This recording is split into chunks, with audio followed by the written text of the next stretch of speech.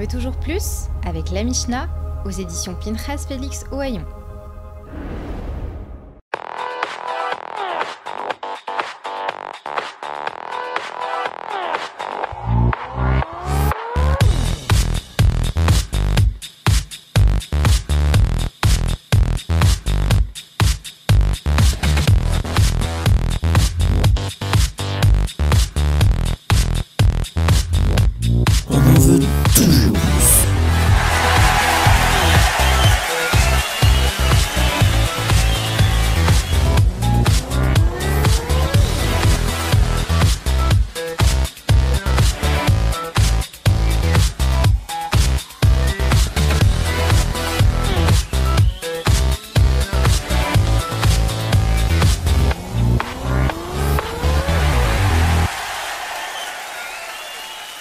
Et voilà, on se retrouve comme chaque semaine. Bonjour et bienvenue. Merci pour tous vos messages la semaine dernière. Ravishai, Oui. tous ces messages qu'on a reçus, que l'émission était magnifique et tout, faut leur dire merci. Merci Belkhout. Dis merci à tout le monde. Merci tout le monde. Merci madame Ababou. Bah, merci madame Ababou. Ababou Voilà. pour son petit message de soutien. Voilà. On a aimé la dernière émission. Dieu bénisse. Dieu bénisse aussi. Alors, aujourd'hui, une émission aussi sympathique que celle de la semaine dernière. Comme toujours. Avec d'autres invités. On reste un peu dans le domaine politique parce qu'on reçoit cette semaine, après Joël Burstin, la semaine dernière. Ça commence. Ça commence. Excusez-nous. Oui, c'est à quel sujet là, j'ai pas compris. On vient de démarrer. On peut être tranquille 5 minutes, monsieur la production? Merci beaucoup, monsieur le directeur. Oui, il vous embrasse. Vous l'embrassez, Ravishai? Ben, on bossera mouche. Il vous embrasse aussi. Merci Voilà. beaucoup. Oui. Ouais, excuse-nous, hein, Tamar, c'est le coup de fil à un ami ou le 50-50, c'est comme ça, c'est le jeu, c'est la règle. Comprends. Pourquoi pas. Alors, on reçoit, je vous disais cette semaine, Tamar Abissira. Tamar, bienvenue. Merci C'est- de me recevoir. Je C'est suis ta ravie d'être première là. dans notre émission, hein, c'est ça? Tout à fait. Alors, Ça faisait longtemps que j'attendais de venir. Ah oui, mais je sais. Mais bon, on a attendu les Mais élections. chacun son tour, chacun son C'est tour. ça. Alors, les élections, on va en parler tout de suite. Alors, avec nous, les chroniqueurs cette semaine, Stéphane Ankawa. Bonjour à tous et bienvenue Tamar pour ta première. Merci Stéphane. Voilà, Stéphane toujours avec sa petite gomina sur la Oh là tête, là. toujours aussi beau, toujours Voilà. aussi frais, toujours aussi bronzé. Merci Rob. Arrête voilà, avec dès la que je dis gomina. un mot, Arrête avec la Voilà. gomina. Dès que je dis un mot- Arrête. 2 heures aussi. Non, ça le va. 2 heures, c'est que pour Que le rave. Pour le rave. le maître. Que le rave qui buzz. Voilà. Ah bon, Allez, on peut pas continue. dire qu'il est beau, d'accord? Voilà. Alors, à côté de lui, on peut pas dire que t'es beau, hein, j'ai pas le droit, désolé Nathan, mais je t'assure, t'es chlou et t'es adorable. On a kiffé ta prestation de la semaine dernière avec nous, on a aimé ta douceur, on a aimé ta tendresse, un vrai Tunisien dans le corps d'un Marocain. Sa justesse et son intelligence aussi. Bien entendu. Voilà, c'est sagesse. Pardon, bravo, excusez-moi. Vas-y, continue. C'est Et le donc thème de l'émission. Ouais, Les la compliments. justesse et Les l'intelligence. compliments. Bien sûr. Non, les compliments, toujours, Voilà. toujours on est dans ce Kivun-là. Et donc, Nathan Waknin, bienvenue. Bonjour, enchanté, bienvenue. Alors, Nathan, Merci, ça a Nathan. été dur cette semaine dans la rue, on t'a arrêté, on t'a arraché ta chemise. Ah, on vous a vu à la Quelle télé. émission extraordinaire. Ouais, c'est comme Voilà. Très belle émission. Je sais pas ce que t'as avec arracher les chemises, toi. Hein. C'est Bah, bon, c'est ce qui vas-y, continue. m'arrive tous les jours, d'ailleurs c'est pour ça que je me mets en polo maintenant, parce que Dieu j'en ai bénisse. marre de changer de chemise à chaque fois. Ok. Alors, on va commencer, comme chaque émission, avec la question du jour, et on va envoyer le jingle Rasra, la question du jour. Rasra ou pas, hein, Rasra? C'est vrai que ça fait ça. Alors, toujours ce petit jingle qui nous met la chair de poule. On ne sait pas pourquoi Shimshon nous concocte des petits jingles comme ça, un peu rasratiques. Alors, juste avant l'action du jour, je vais vous remettre, hein, comme maintenant, c'est la couche de chaque émission, votre petit joker que vous pouvez brandir à n'importe quel moment de l'émission quand vous ne voulez pas répondre à la question parce que vous n'avez pas envie de répondre on à n'a la pas question. envie. Vous faites ce que vous voulez. Tamar, je te donne ton petit... Ça, c'est mon joker. c'est un joker. hein, C'est voilà. une question à laquelle Alors, je ne veux pas répondre, je le lève. Voilà. Et Ok. tu es tranquille. C'est Alors, sympa. comme on n'a pas de Et je peux le lever budget... plusieurs fois. Une fois. Non, une fois. One shot. Une seule fois, tu me le donnes One shot. après. Hein. Alors, comme on n'a pas de Deux budget... fois pour Tamar, deux non, fois, non, elle a dit, Shimshon. non, Tamar de... Pas du tout. Non, il n'y a pas de raison. Ah, Ah non, c'est comme ça. Il y a Tamar, des pas du lois, tout. il y a des règles. En... Même pas galant, quoi. même- Je sais pas. galant, si, mais... C'est une femme quand même. Wow, Alors, non, Si, on est galant. Tamar, tu remarqueras... mais hein, je vu- dis, c'est parce que je suis une femme, j'en veux pas de votre joker. Ah, Bravo. Oh là là. Bravo. Alors là, bravo. Bon, je le garde au cas où. Voilà. On est La bien classe. face à une femme. La classe ou pas Ouais, j'en veux pas, mais Je je sens garde. qu'on va passer un mauvais quart d'heure, les garçons. Alors, Montrez-moi vas-y. parce que c'est une femme. Alors. Juste un petit mot au cas où Tamar rentre à la mairie. Voilà, on n'a pas de budget. Hein. Notre joker, c'est un carton On n'a plus blanc. d'imprimante On Tamar. espère que quand elle sera à la mairie, on aura un petit budget avec Israël Torah pour faire des vrais jokers qui ont des têtes de jokers et pas des cartons blancs. Tiens. Toi, t'en as pas. Ah Parce que oui. Tu fais ce que tu veux. T'as ton buzzer déjà. Ok. C'est pas mal. Alors, la question Moi, du... j'échange le buzzer avec Joker. J'aime bien ce truc-là. Alors, c'est Vous pas voulez possible, il faut Raph, changer vous de voulez pas place. changer Non, mais il faut changer de vous place Vous et les laisser connaissez la pas, faut les tenir. Surtout lui, il faut les tenir. Si tu veux le buzzer, Voilà. il faut une barbe. Non, mais arrête, c'est pas toi, possible. arrête. Bah, Vraiment. Je sais pas ce qu'il a avec les problèmes capillaires, lui. déjà, il y a une semaine, il était très, très Ouais, je sais virulent pas ce qu'il a, pour la je sais nature. pas. Il arrête pas. Ah, je voulais vous dire Merhila, Nathan et... Pourquoi Je Pour la vois pas de semaine quoi tu dernière. parles. Non, il y a du l'association tout. des chauves Attends. qui m'a envoyé des messages cette semaine pour me dire incroyable. que j'avais exagéré. T'avais abusé avec eux. Voilà, Voilà. Mathie, on t'embrasse et on te met pas l'œil pour tes cheveux, quoi. J'espère que vous mettez pas l'œil à Mathie pour ses cheveux. Rasé Shalom. Ras Ras Shalom. Shalom. Oui. La question du jour, C'est quoi Rav. la question du jour? Bah, je vais vous la laisser à vous, la question du jour. Quelle est la question du jour? Ah oui, quelle est la question du jour?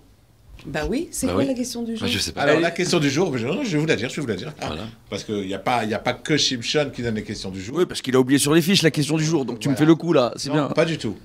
Alors, Alors, la question du jour, on est dans le contexte des élections. oui, On va rester dessus. oui. D'accord. Alors attention, hein, on est une émission de Torah. Donc Tamar, si ça déborde un peu Torah, tu nous recadres. Hein, si tu vois que c'est trop Torah. T'inquiète pas. D'accord. Je recadre toujours les hommes qui débordent. Voilà. Vas-y. Vas-y, continue, vas-y, parle. Le chat et le. Vas-y, alors, Bezrat C'est ça, Hashem. le chat est là. Voilà. Alors, la question du jour, on a demandé la semaine dernière si Cécile a voté, c'était une mitzvah. D'accord. Maintenant, la question du jour, c'est vis-à-vis de la Torah, quelles sont les obligations des personnes qui sont élues? Quelles sont leurs obligations vis-à-vis de la Torah? Comment ils doivent se comporter? Comment ils doivent se tenir une fois élus d'après la Torah? Pop. C'est la question du jour. C'est la question du jour. Ah, Tu veux c'est qu'on la te remette question. le jingle Rasra? Non. Non, Alors, je vais vous vas-y, donner comme ça. Je Vas-y, vous le... Stéphane. Moi, je pense que la première des choses d'un candidat qui se présente, c'est d'honorer ce qu'il a promis à ses électeurs.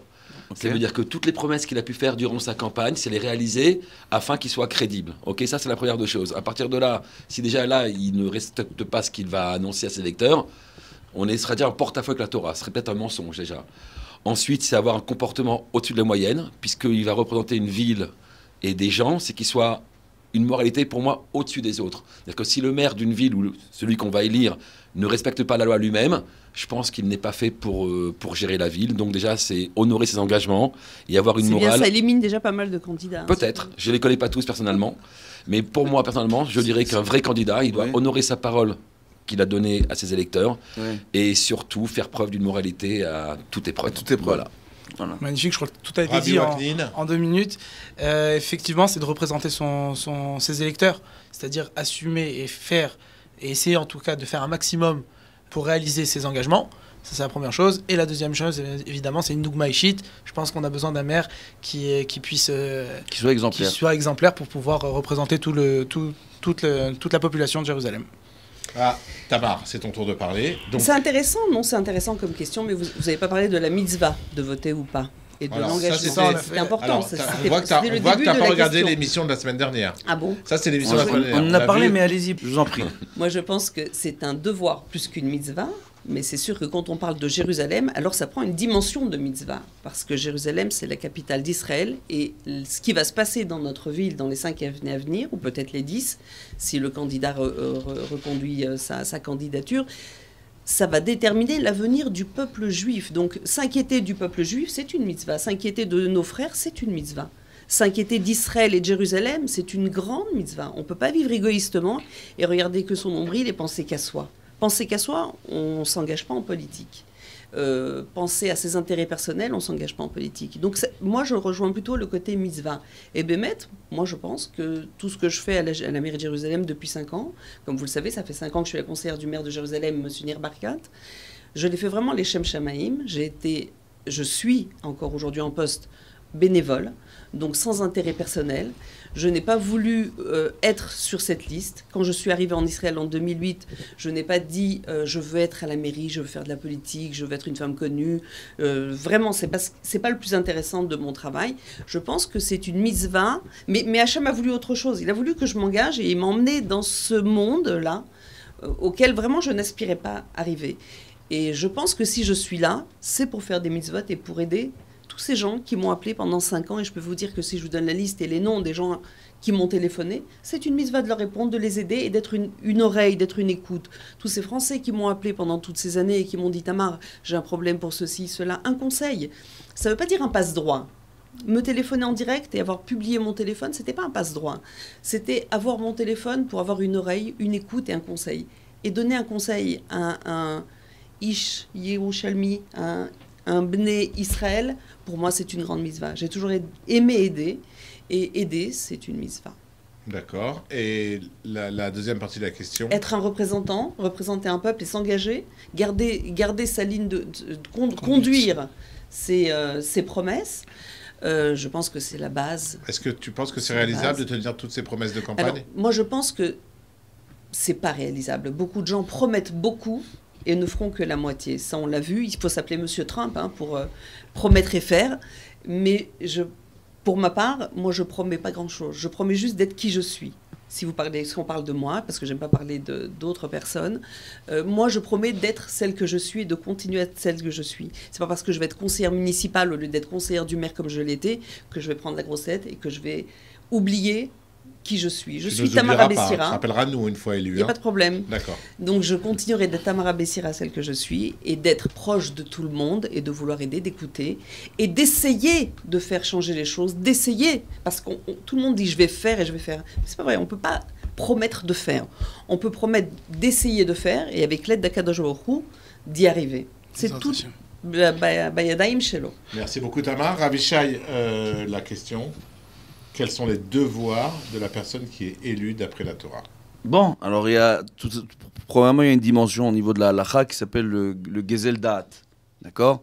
Donc le vol de propriété intellectuelle, c'est comme ça que certains veulent l'interpréter, mais de tromper les autres, d'accord? Donc si une personne vient et fait une promesse contre une contrepartie, ce qui veut dire ici, va faire des promesses électorales et ne va pas tenir ses promesses, et sait qu'il ne peut pas tenir ses promesses, on parle de personne en particulier, alors il est dans une configuration de gezel da'at, d'accord? Donc c'est du vol, grosso modo, au regard de la halacha. Maintenant, ce qui se passe, c'est qu'en général, quand on a affaire à des candidats responsables, ce qui est le cas de M. Elkin, c'est un monsieur qui a fait de sacrées études, lui-même il a fait son alia des pays d'Europe de l'Est. En 90. Donc il sait c'est quoi faire son alia, il sait c'est quoi être un Olé Khadash. Voilà, c'est un monsieur qui est religieux, qui est attaché aux valeurs du judaïsme, etc. Bref, il a beaucoup agi au sein du Likoud et je pense qu'il a son petit poids au sein du parti. C'est le moins qu'on puisse D'accord, dire. c'est le moins qu'on puisse dire. Donc on voit... Il siège au Conseil de sécurité. Oui, je sais. Donc je m'y connais un petit peu à la finale. Vous avez plaisanté quand alors, vous ne le connaissiez pas. Alors maintenant, qu'est-ce qu'on voit Baruch Hashem. On voit donc c'est un homme qui sait de quoi il parle et, au niveau national qui a agi, qui jusqu'à aujourd'hui agit énormément. Et bon, donc il sait de quoi il parle quand il parle de la mairie de Jérusalem, quand il établit un programme, il sait de quoi il parle. Son programme, il est réaliste. Voilà. C'est pas je vais pas voter pour lui parce que je n'habite pas à Jérusalem. Dommage. D'accord. Vous avez encore le temps de changer votre lieu de résidence. De quoi? Oui, je sais. Alvaï, que je puisse un jour venir à Jérusalem. Amen. Mais ça, il faudrait que la ville de Jérusalem me donne l'opportunité de faire ce que je fais dans d'autres régions d'Israël. Ça, c'est un autre débat. Amen. Amen. Amen. Bezrat Amen. Hashem. Amen. On en parlera après. Avec plaisir. Et ce qui se passe, tout simplement, c'est que, bon, donc Baruch Hashem. Donc là, on ne parle pas du candidat Elkin en lui-même. Il n'est pas visé. Donc, dans ce que j'étais en train de dire. Donc, au niveau de la halacha, oui. Premièrement, c'est son obligation. En Israël, pour pouvoir voter pour un candidat, comme j'expliquais la dernière fois, devienne une mitzvah, il faut que ce soit un candidat qui s'inquiète de l'identité de l'État d'Israël et de la ville. Et ça doit être une identité sioniste, juive, pas sioniste, laïque, entre guillemets.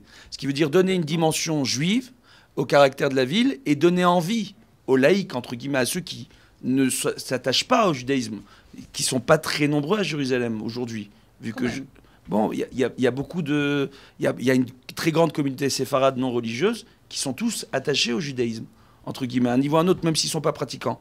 Mais en réalité, qu'est-ce qu'on voit? On voit qu'ils donnent envie à ceux qui sont les plus loin de se rapprocher, de transformer et de faire en sorte à ce qu'on puisse transformer les synagogues en centres communautaires, de donner les moyens aux synagogues et aux associations qui représentent les synagogues de développer des activités communautaires, comme j'ai parlé la dernière fois de Stéphane qui organise des matchs de foot dans le cadre d'une synagogue pour encadrer des jeunes, pas forcément leur parler de religion, mais les amener à la moralité de la loi juive et à la moralité du judaïsme, ce qui est l'essentiel, et qu'ils aient un attachement à ce judaïsme. C'est des choses qui sont très importantes pour un candidat quand il se présente. Quand on a affaire à des candidats comme ça, Baruch Hashem. Donc, on peut voter pour lui en se disant que c'est une mitzvah pour voter pour un tel candidat, en sachant qu'il va respecter ces engagements-là. Après, le reste, la politique en Israël, on sait qu'elle est très compliquée. Jérusalem, c'est encore plus compliqué. On souffre aujourd'hui d'un manque d'unité totale dans tous les milieux, religieux, non religieux. On n'a que des débats entre les dirigeants des communautés.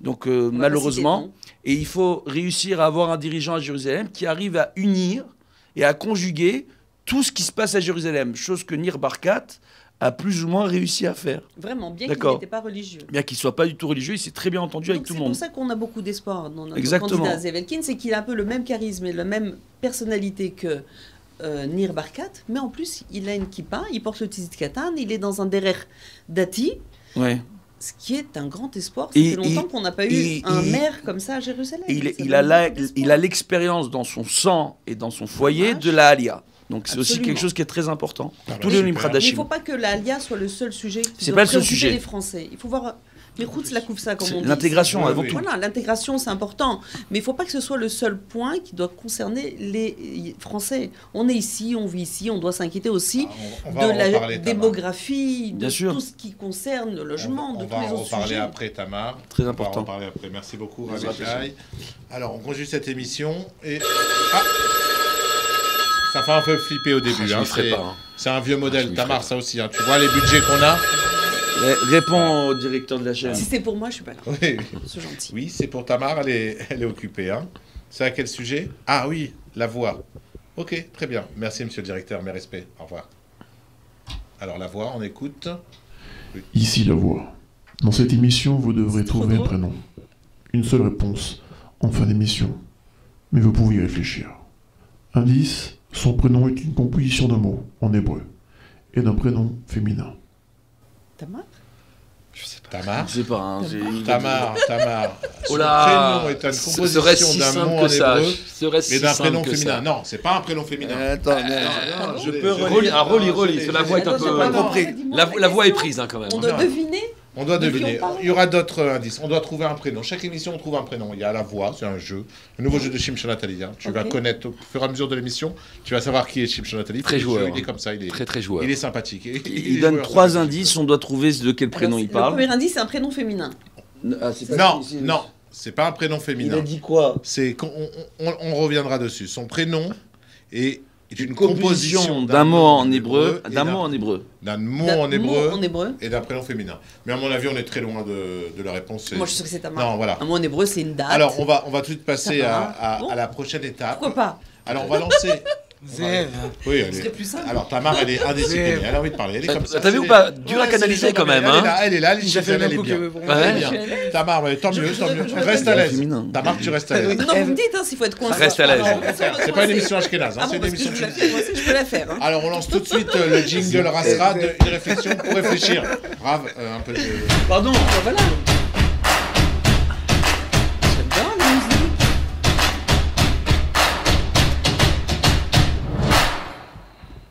Bonjour à toutes et à tous.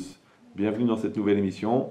J'espère qu'elle vous apportera encore beaucoup d'enseignements et de bonne humeur. Une notion développée par les sages, on dit que Shem Shepartsoufehem Shonot, car Dartehem Shonot. De la même manière que les visages sont différents, les esprits sont différents. Ça veut dire que chacun a un visage différent. Il n'existe pas 2 vrais jumeaux dans le monde, puisqu'au moins les empreintes digitales seront différentes. Et pourquoi la nature? Pourquoi Hachem a fait dans la nature qu'on ait tous des visages différents? Ils disent les Chachamim, c'est pour nous faire comprendre que nous avons des esprits différents. Alors, est-ce qu'on avait vraiment besoin d'un panneau de signalisation tellement fort qui s'appelle le visage pour comprendre que l'autre en face de moi n'est pas moi, ne pense pas comme moi, n'est pas forcément d'accord avec moi et ne va pas forcément dans mon sens à moi, que ne m'appartient pas? Est-ce que j'avais besoin de tout ça? Eh bien, ça va être un bon sujet de réflexion. À bientôt. J'adore ces petits tambours là dans le jingle, j'adore. Très sympa. Bravo Shimshon pour cette, ce petit jingle Parasra. On peut dire il est Parasra? Il est Parasra. Alors une petite réflexion, on va commencer. Question très simple. Question très simple. En fait, si j'ai bien compris les questions du Rav Ben Chetrit, c'est que pourquoi on n'est pas tous pareils en réalité? Pourquoi on n'a pas tous la même tête et la même chose? Je pense que si tout le monde déjà se ressemblait physiquement, il y aurait moins de beaux gosses. Il y aurait moins de beaux gosses, plus de concurrence. Si on décide de tous les faire très beaux. Et pareil, non, je vais me buzzer. Ok, non, je pense que le Je fait vous laisse, là, être différent, ça nous permet de nous reconnaître les uns des autres. Et ensuite, le fait d'avoir, au niveau du comportement et de l'intérieur, des gens plus élevés que nous, peuvent nous pousser aussi à avancer, à aller vers le haut. Si demain on choisit un statut basique comme ça, bon, il n'y a peut-être pas de remise en cause. Là, le fait d'avoir des gens comme ça différents, moi je pense que ça t'oblige à te pousser et d'atteindre une qualité au-dessus en essayant de ressembler à l'autre. Donc, Merci. voilà. Nathan, un petit mot Un petit mot, alors j'avais déjà vu l'enseignement du Rav Ben Chetrit, je crois que c'est le Rav Mendel de Kos qui dit justement, en fait c'est une acceptation, c'est de dire tu acceptes qu'une personne, elle te C'est ressemble. pas le Rav Mendel de Kos qui a dit ça. Non, je crois. c'est son Non, cousin. C'est son cousin. Ouais, on est d'accord. Je crois, en tout cas, c'est une Par citation. alliance, hein. Je veux dire honnêtement, c'est un tableau que j'ai vu chez mes parents où il y a beaucoup de Elle est citations là, physiques. Tamar, elle est Oh là. là là. Elle est présente, hein. Elle est Oh là là. Elle lâche pas, moi je vous dis. Non, non, Il y a du Alors, bon- on n'est pas bien là, on est Oh pas là bien. là. Il y a de la référence. Magnifique. Hein. Maman. Oui, oui, excusez-nous, monsieur le producteur. Ça, on n'a pas vu. Oui, oui, bon, Oui, on oui, arrête je vais l'émission. Je vais essayer de tenir Tamar, je vous promets. Merci beaucoup. Voilà. Alors donc, Ouais. ça doit être le cousin, mais je pense que c'est Rav Mendel de Côte qui dit, je suis pas sûr de la citation, mais en tout cas la citation elle est claire, c'est tu acceptes, comme le Rav Ben Chetrit dit, tu acceptes qu'une personne ne te ressemble pas physiquement, accepte que ses idées aussi sont différentes. Ça veut dire quoi? Ça veut dire que c'est une acceptation. C'est-à-dire que tu dois accepter l'autre comme il est. Tu ne dois pas seulement vouloir faire accepter ton idée quoi qu'il arrive. On raconte très très très rapidement l'histoire d'un homme qui était parti de la Torah et il a rencontré son Rav. Et quand son Rav l'a vu, c'était un Ilouï, c'était quelqu'un de génie, de très intelligent dans la Torah et dans la yeshiva. Et il était en train de fumer une cigarette pendant Shabbat, il voit son Rav, il jette la cigarette, il voit le Rav, il l'embrasse très fort, il lui dit... Et il est gêné, et le Rav lui donne beaucoup d'amour, beaucoup d'affection, et il le regarde, il lui dit Rav, est-ce que je peux vous poser une question? Et il dit bien sûr, je t'écoute. Et il dit voilà, et il pose une question d'Alacha, mamash, quelque chose de très très très compliqué, il surveille terre, je sais pas, quelque chose de dans quelque chose de très très compliqué, mamash compliqué. Le Rav il réfléchit. Et à la fin, il dit écoute, moi j'ai pas de réponse pour toi. Il pose une deuxième question, je peux vous poser une deuxième question? Il dit vas-y, je pose une deuxième question. Il pose la deuxième question, et quand il pose la deuxième question, cette fois c'est une question d'Ashkafa. Il rentre dans un Inyan d'Ashkafa, pourquoi, comment, hein. Il réfléchit, il dit j'ai pas de réponse pour toi. Ashkafa, Ashkafa. Vision de la vie. Vision de la vie. Voilà. Merci. Et troisième chose, et il vient encore, il dit je peux vous poser encore une troisième question, et je m'arrête, il fait vas-y.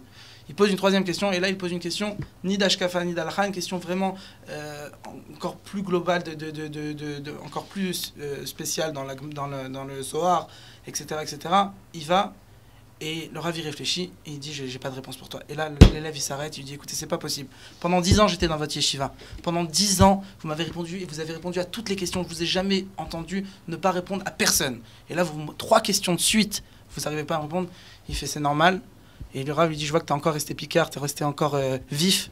Il lui dit parce que tant que tu n'auras que des réponses, alors je ne pourrai pas te donner de questions. Quand tu viens avec des réponses, alors je n'aurai pas de réponse pour toi. Moi j'ai des réponses à des questions, mais j'ai pas des réponses à des réponses. Quand on vient avec des réponses et qu'on est fermé et qu'on n'accepte pas l'autre, alors on n'aura jamais la possibilité de changer un trait de caractère. Et dans une vie, on doit au moins changer un trait de caractère. Donc c'est pour ça qu'on doit comprendre à quel point que quand on voit une personne, on comprend que son visage est différent, alors sa pensée est différente et on doit l'accepter et essayer de comprendre et d'essayer d'être ouvert pour comprendre son message. Kavod, Rav Nathan, magnifique. Ouais, Rav Nathan. Nathan. Nagielo. Nathan, propulsé. on l'appelle. Nathan, Tamar, une petite Moi, je réflexion pense que là-dessus. la réflexion, elle est simple, c'est qu'Hachem, il nous a montré des faces différentes et des esprits différents. Parce que quand on regarde quelqu'un, sa face, elle est comme elle est et on l'accepte et on ne peut pas le changer. Pourquoi est-ce qu'on veut changer sa façon de penser? Biltiv Shari. C'est pour Biltiv ça qu'il nous a Shari, mis... on a l'habitude de tout vraiment, traduire. Vraiment impossible. Vraiment, Donc Biltiv c'est vraiment Shari. impossible de changer l'esprit des gens. On peut leur parler, mais on ne peut pas les changer vraiment. L'intériorité des gens est ce qu'elle est. Donc accepte. Comme tu acceptes son physique, tu acceptes aussi sa façon de penser et tu le respectes. Merci beaucoup. Rabbi Shari, un petit mot. Très court, hein. Très court comme d'habitude. Bezrat Hashem. 22 secondes, 30. Bon, alors, on voit, Baruch Hashem, que tout simplement l'enseignement auquel fait référence le Rav Ben Chetrit, tout simplement, c'est que de la même façon que on parle ici des visages en particulier. Pourquoi? Parce que le visage, c'est l'expression de l'âme et du caractère d'une personne. On a tous des faciès, d'accord? Et tout simplement, c'est que on a des gens, en général, quand ils sont assez méthodiques, c'est plus fort qu'eux. Ils vont avoir, quand ils ressentent certaines choses, ils vont avoir certaines expressions qui vont s'exprimer sur leur visage. Donc, on a... C'est incroyable ce que je vis avec lui. ouais. C'est incroyable ce que je vis avec lui. Vous buzzez pas. Alors, non, mais ça va, c'est bon. Mais oui, mais c'est allez, voilà. Allez, c'est un buzzer. Alors maintenant. T'as le droit de buzzer, toi aussi Non. Non, moi j'ai pas le droit, il y a que lui. Alors, qu'est-ce qu'on voit, Baruch Hashem? On voit, oh lui c'est un vrai buzzer. Alors maintenant, qu'est-ce qu'on voit, Baruch Hashem? Par rapport à ça, ça veut dire que chacun ressent des choses différemment, voit les choses de façon différente. Et qu'on doit faire un effort, comme tu l'as très bien expliqué, pour être à l'écoute du sentiment de l'autre. Sympa. D'accord? On voit très souvent, en matière de, on va dire, de différents, quand il y a des différends entre les gens, lorsqu'ils écoutent les reproches que l'autre personne, l'autre partie leur fait, que ce soit en Shlom Bayit ou tout autre, ben, en réalité, ils prennent le reproche tel qu'il est, mais ils ne sont pas à l'écoute de ce que l'autre ressent. Ils n'arrivent pas à se mettre à la place de l'autre pour savoir ce qu'il ressent. Premièrement, on voit quoi? Que Akadosh Baruch Hu, il a donné la richesse à l'humanité à travers la pluralité. Donc ça veut dire que la différence de l'autre, c'est une richesse pour moi. On doit chacun apprendre les uns des autres. Comme David Ameller l'enseigne, on doit apprendre de chaque personne que l'on croise dans la vie. Akadosh Baruch Hu, avant de créer l'homme, il a pris conseil auprès des anges pour nous enseigner qu'on peut même apprendre de plus petit que soi. Donc on est tous là dans l'obligation de s'écouter les uns des autres, d'être à l'écoute les uns des autres, et d'apprendre les uns des autres, et de faire en sorte, grâce à cela, à cette unité qui se crée, et d'être à l'écoute des sentiments des autres, de créer un sentiment de bien-être auprès de chacun, et de donner son importance à chaque être vivant sur Terre. Bezrat Hashem. Et c'est là en réalité le secret de cet enseignement. Voilà. Wow. Terminé. J'y crois pas. Il t'a réveillé. Non, c'est pour ça, j'y crois pas. C'est incroyable. Il a fait vite. Bon, je vais faire vite aussi, il n'y a pas de raison. Vas-y. Il a fait vite, je vais faire vite. Alors, la voix, aujourd'hui, un nouvel indice, s'il vous plaît. Ici la voix. Allez. La voix. Le deuxième indice, ils en ont peur. Mais celui-ci n'est pas méchant. Ça y est, on sait. Ça y est, on a trouvé. Ok.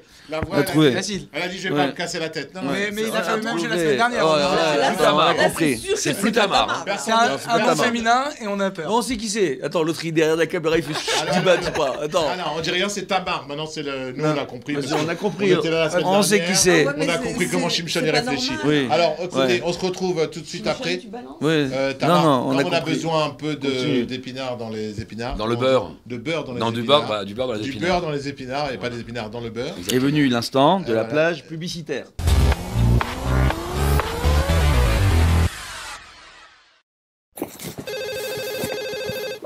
Anatel, bonsoir. Madame, tu peux me raconter la fin de l'histoire?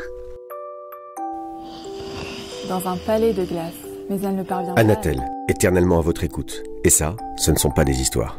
Anatel, téléphonie fixe, mobile, télévision, internet et solutions professionnelles. Vous venez de commander? Ne cherchez pas. Vous êtes déjà livré. Le livreur de Torah? Ne cherchez pas. C'est lui le plus rapide.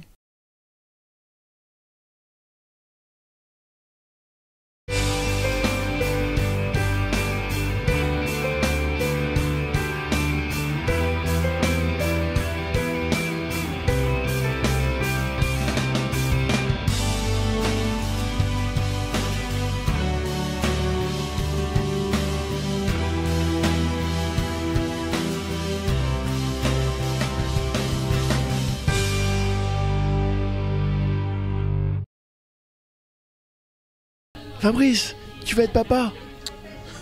Je peux pas. Je suis sur Israël Torah. On n'interrompt pas quelqu'un qui est sur Israël Torah. Enfin, sauf ici. Bon, ok, j'arrive, mais la prochaine fois, en dehors d'Israël Torah.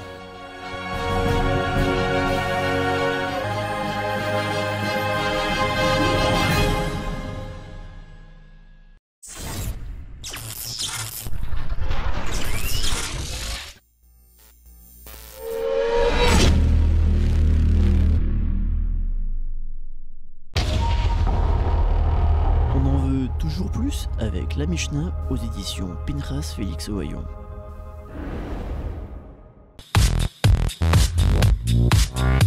On en veut toujours plus.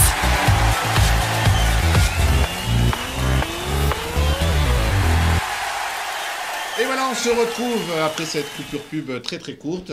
D'ailleurs, on espère qu'elle s'allonge un peu. On compte sur vous pour communiquer. Aide-moi, pour communiquer dans cette émission. Et aide-moi. Je te laisse dans quoi? Demandez aux gens de faire de la pub. Ah oui, faites de la pub, c'est bien. Merci. Comme ça, on sera peut-être Voilà. payé un jour. Vas-y, continue. Mais arrête de parler aux oreilles. L'autre Ramouche, il n'arrête pas d'appeler le producteur et tout. Voilà, Ramouche. Ça l'énerve quand je balance son prénom. Allô, oui, monsieur le producteur. Allez. Ouais, je sais, il parle toujours d'oseille. Je ne peux rien faire, hein, c'est les rabanim, c'est comme ça. C'est ça. Ok. Tout de Allez, suite, bye. tout de suite. A priori. Alors, on va tout de suite passer à notre prochain sujet. C'est la Parachat de Shavua. On envoie le jingle. Parachat à Shavua.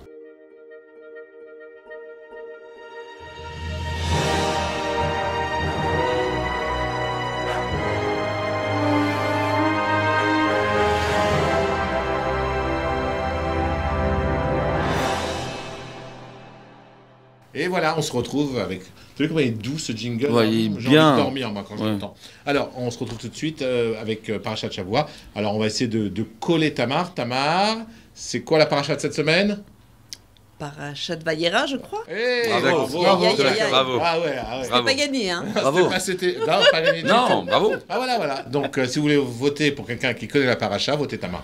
Alors, Stéphane, encore un petit mot sur la Paracha? Alors, rapide, comme ça, en 1-2 minutes. Donc, Vayera, c'est d'abord... Toujours son accent algérois, hein. Vayera. Non, je sais pas ce qu'il fait. Non, j'ai bien dit Rav, arrêtez. Non, vas-y, refais. Vayera. Ouais, c'est bien. Ah, voilà, c'est Vayera. Bravo. Quelque chose Démarre. contre les Algérois? Non, on aime beaucoup, on aime beaucoup tout le Si on monde. en a pris un, c'est pas pour les Voilà. quotas, c'est parce qu'on l'aime. Hein. Voilà. Il se passe plein de choses dans Vayera, ok. Voilà. On est donc...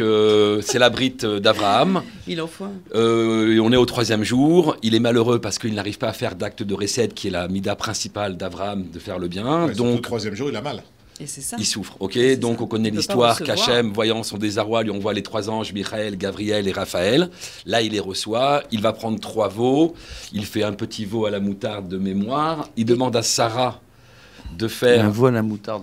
Oui, Alors, oui, là, vas-y. Non, mais attends, Non, mais je l'ai crois arrangé, qu'il là, le- Je crois que c'est c'est de la un plat langue. marocain qui fait. Il fait de la langue au capre ou à De la la langue moutarde. de veau. Excusez-moi. Non, de la langue. C'est de la langue. De la langue. de veau. À la avec de la moutarde, oui. Oui, Un plat Abraham. marocain. Vas-y, continue. Il n'a pas fait de la piéla, je vous Ah, signale, Non, non. messieurs les Tunisiens. Et la suite, c'est que là, D'accord. d'ailleurs, dans cette On ne répondra pas à paracha, ça. nous avons la première recette. Il vient de la Chaldée, hein, Abraham. Alors on y va. Première recette de pâtisserie, Rav. Oui, vas-y. Ok, il j'écoute. envoie Sarah chercher un peu de farine et un peu d'eau pour leur faire des matzot. Ok. Ok. Donc ensuite, dans cette paracha, il y a plein d'événements. Hachem va détruire Sodome et sauver Lot. Sodome vers Amora. Voilà. C'est pas le même endroit. D'accord, Merci vas-y. parce que grâce à va ça, sauver on a la mer morte aujourd'hui. Grâce à ça, on a Nboka qui est par dérivé Elat, grâce Voilà. à cet événement. Enfin, on n'en parle pas, mais c'est Bon, comme ça. vas-y, continue. Ok. Ensuite, nous avons la naissance d'Israël dans cette paracha, Oui. un phénomène. Oui. Ensuite, il y a une épreuve d'Abraham qui lui fait particulièrement de la peine, c'est qu'il doit renvoyer Agar et Ishmaël, parce que Sarah s'est un petit peu plaint du comportement de Ishmaël. Donc Abraham... Il lançait des flèches sur son frère. Exactement. Comme quoi déjà, c'était des... Ok. On apprend aussi l'enlèvement d'Aviméler, de Sarah par Aviméler, donc Abraham... Aviméler qui est le roi. De qui? De qui? Tamar va nous le dire. Tamar. Va nous le dire. Ben... Non, elle va pas vous le dire. Ok. Rav. Joker. Ah, c'est là, je tu pense l'as Joker. maintenant. Non, allez-y, Rav. Joker. Roi des Philistines. Ah, des Philistins. Ah oui. Vas-y, Ok, continue. donc là il fait passer, il dit que c'est ça parce qu'apparemment ils aimaient bien les jolies femmes et Sarah était une des plus belles femmes de la création.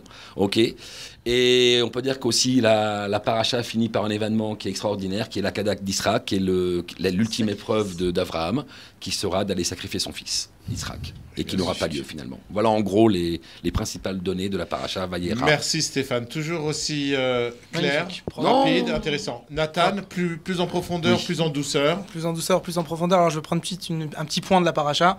Comme on a dit, elle est très très riche la paracha. On va pas répéter donc tout ce que tu as dit, Stéphane. Je vais m'arrêter sur la fin de la paracha, sur la Akedat Yitzhak. La Akedat Yitzhak, comment on dit, Le sacrifice d'Isaac. sacrifice d'Yitzhak, D'Isaac. Ligation. Alors, il y a beaucoup d'explications de Mfarshim. Bien exactement. Énormément. 1283. La Torah est remplie comme la mer. Et donc il y a énormément d'enseignements. On voit que c'est la 10e épreuve, comme on a dit. On voit que c'est la 10e épreuve d'Abraham. C'est la 10e épreuve. C'est l'épreuve ultime. Laisse-le parler, on va te donner de la rétaline. Laisse-le parler un petit peu. Attends, c'est incroyable. C'est l'épreuve ultime.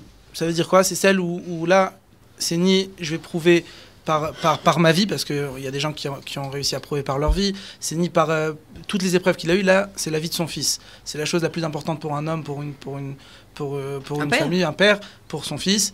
Et là, on voit qu'il doit donc sacrifier. Et on voit qu'il n'a pas fait... On aurait pu se poser plusieurs questions. On aurait pu se dire, Avram, il était vieux, il était âgé. D'ailleurs, le Satan est venu voir Sarah, lui dire, bon, il y a plusieurs choses. Mais en gros, on voit que Yitzhak et Avram... Il faut savoir que l'épreuve n'était pas seulement pour Avram. On voit que Yitzhak, il avait 37 ans. C'était pas un enfant. Donc il arrive, il va ils sont allés ensemble. Ils sont allés ensemble se faire, ça veut dire se faire sacrifier. Lui, il allait se faire sacrifier Yitzhak et Avram. Alors la question qui est posée, juste pour avoir une petite nékouda sur la paracha, pour qui est l'épreuve finalement? Pour Avram ou pour Yitzhak? C'est comme si, chas v'shalom, une personne vient, son papa il est très vieux, 37 ans, il est en plein dans la vie. Il a attendu ce fils tellement d'années. Lui, il a attendu, mais maintenant pour Yitzhak lui-même, il a 37 ans. Il a 37 ans et il vient, allez viens mon fils, je vais t'emmener, on va te... Chriter. Allez viens papa. Comment tu veux expliquer que c'est une épreuve réellement? L'épreuve elle est pour qui? Elle est pour Yitzhak, ça fait peur. Il a très peur. Ou pour Avram. Alors en fait... L'épreuve, évidemment, pourquoi on dit que finalement c'est l'épreuve d'Avram et pas celle d'Yitzhak, malgré que c'est une très grosse épreuve pour Yitzhak, c'est qu'Yitzhak, il était Kulo Hashem. Il n'est jamais sorti d'Eretz Israël, il était complètement consacré à Kadosh Baruch Hu, et lui, du moment d'arriver, après à 120 ans, d'arriver au Lam Haemet, au Lam de vérité, ça y est, il arrive devant un Kadosh Baruch Hu, il sait que de toute façon, tout est Emet. Il avait la vérité en face des yeux, il n'avait plus aucun problème avec ça. Mais c'est pour qui le plus dur? C'est pour celui qui est parti, pour celui à qui on manque. Ça veut dire que sans grand quelqu'un part, l'épreuve elle est pour celui qui reste, qui est là et qui a de la peine et qui tous les jours voit la chaise, le fauteuil, l'endroit où il allait, l'endroit où il priait, l'endroit où il... Donc c'est pour ça qu'on voit que finalement l'épreuve a été pour Avram, parce qu'Avram il était encore dans ce monde-là et il l'a fait en toute âme et conscience. Il a pris 3 jours pour arriver, il a réfléchi à ça, il a emmené son fils et son fils il allait avec lui. Il était en accord total, en symbiose totale avec son père pour lui dire papa, si Hachem il a décidé, eh ben on le fait. Voilà, donc c'est pour montrer l'épreuve ultime qu'Abraham a. Et la preuve aussi que c'est pour celui qui reste, puisque Sarah, croyant qu'il était mort, elle est Nifteret. Exactement. C'est ce qu'on voit dans la paracha d'après. Bravo, Tamar qui connaît bien la paracha d'Aïra, puisque... Et lorsqu'elle a pleuré, Sarah Imenou... J'étais au courant.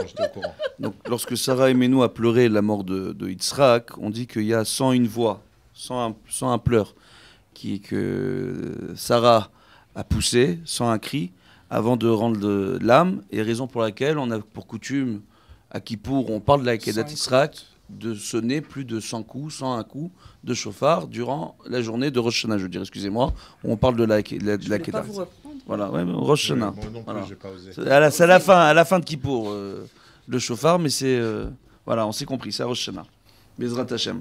Donc maintenant, je dois dire quelque chose là sur la paracha? Non, merci beaucoup. C'était très bien. Voilà. Alors on va, merci Rav Yishai, merci Bezrat Hashem. On va passer à la prochaine rubrique. Juste une chose, la voix, vous êtes là? La voix, allô? Oui, Fabrice. Le 3e indice. Si on rajoute une lettre à la signification de son prénom, il deviendra plus grand à nos yeux. D'accord, c'est toujours...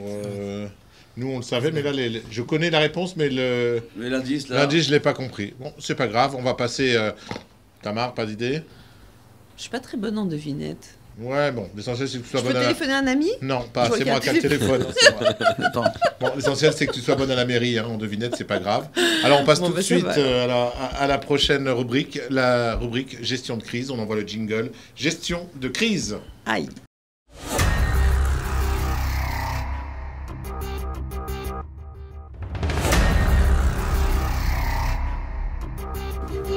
L'angoisse.